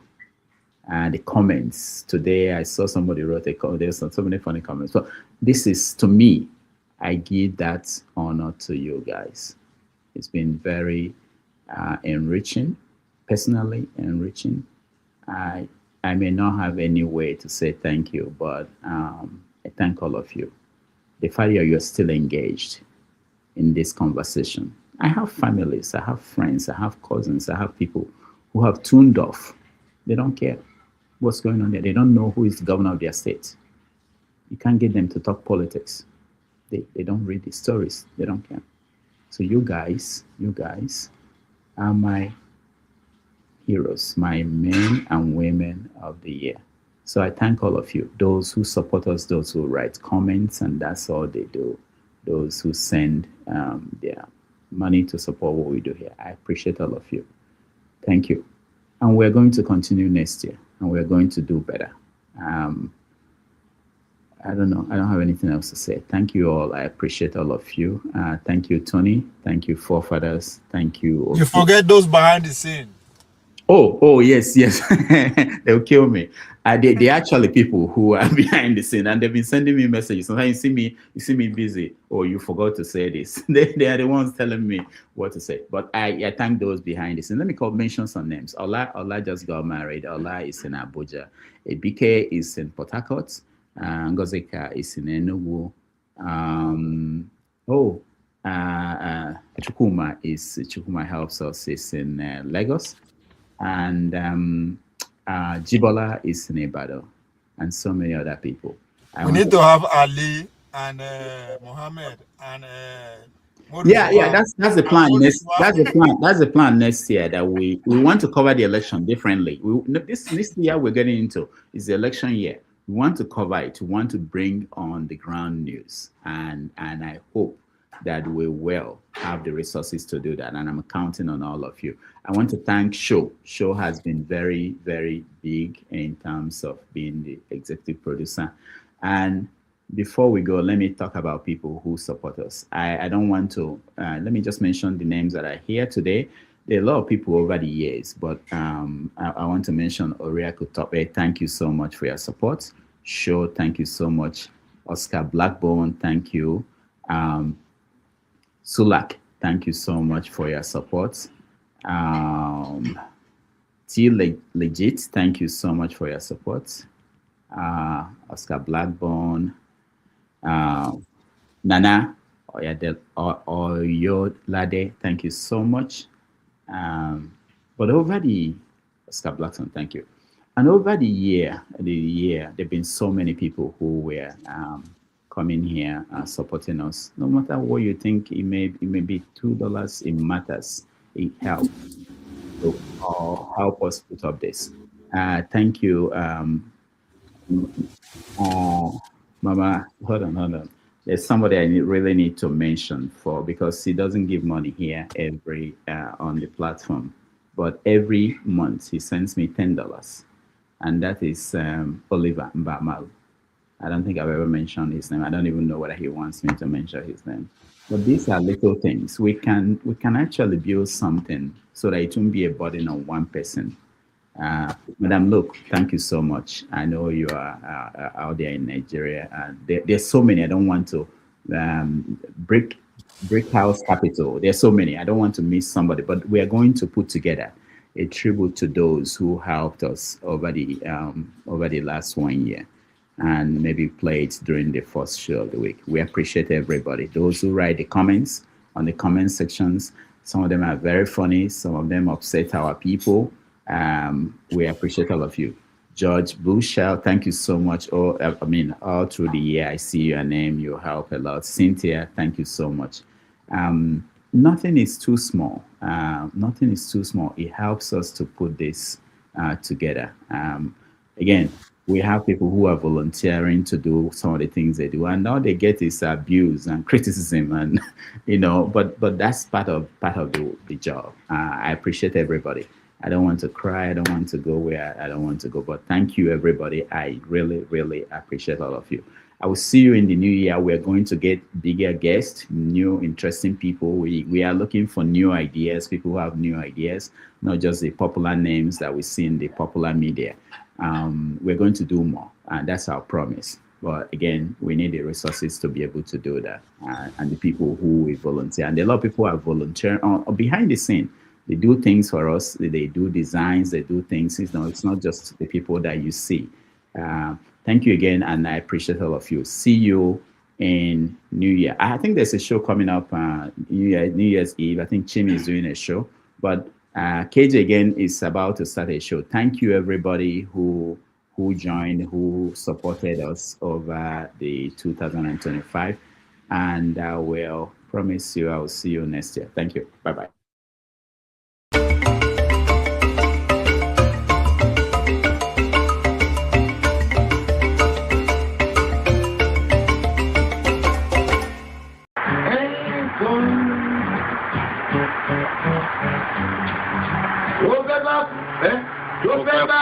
tó fẹ́ kú torí ẹ̀ o.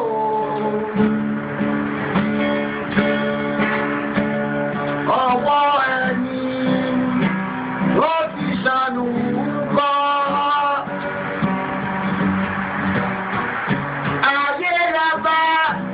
Ayé la fi sílẹ̀ sí. Lọ́nà èyí yóò.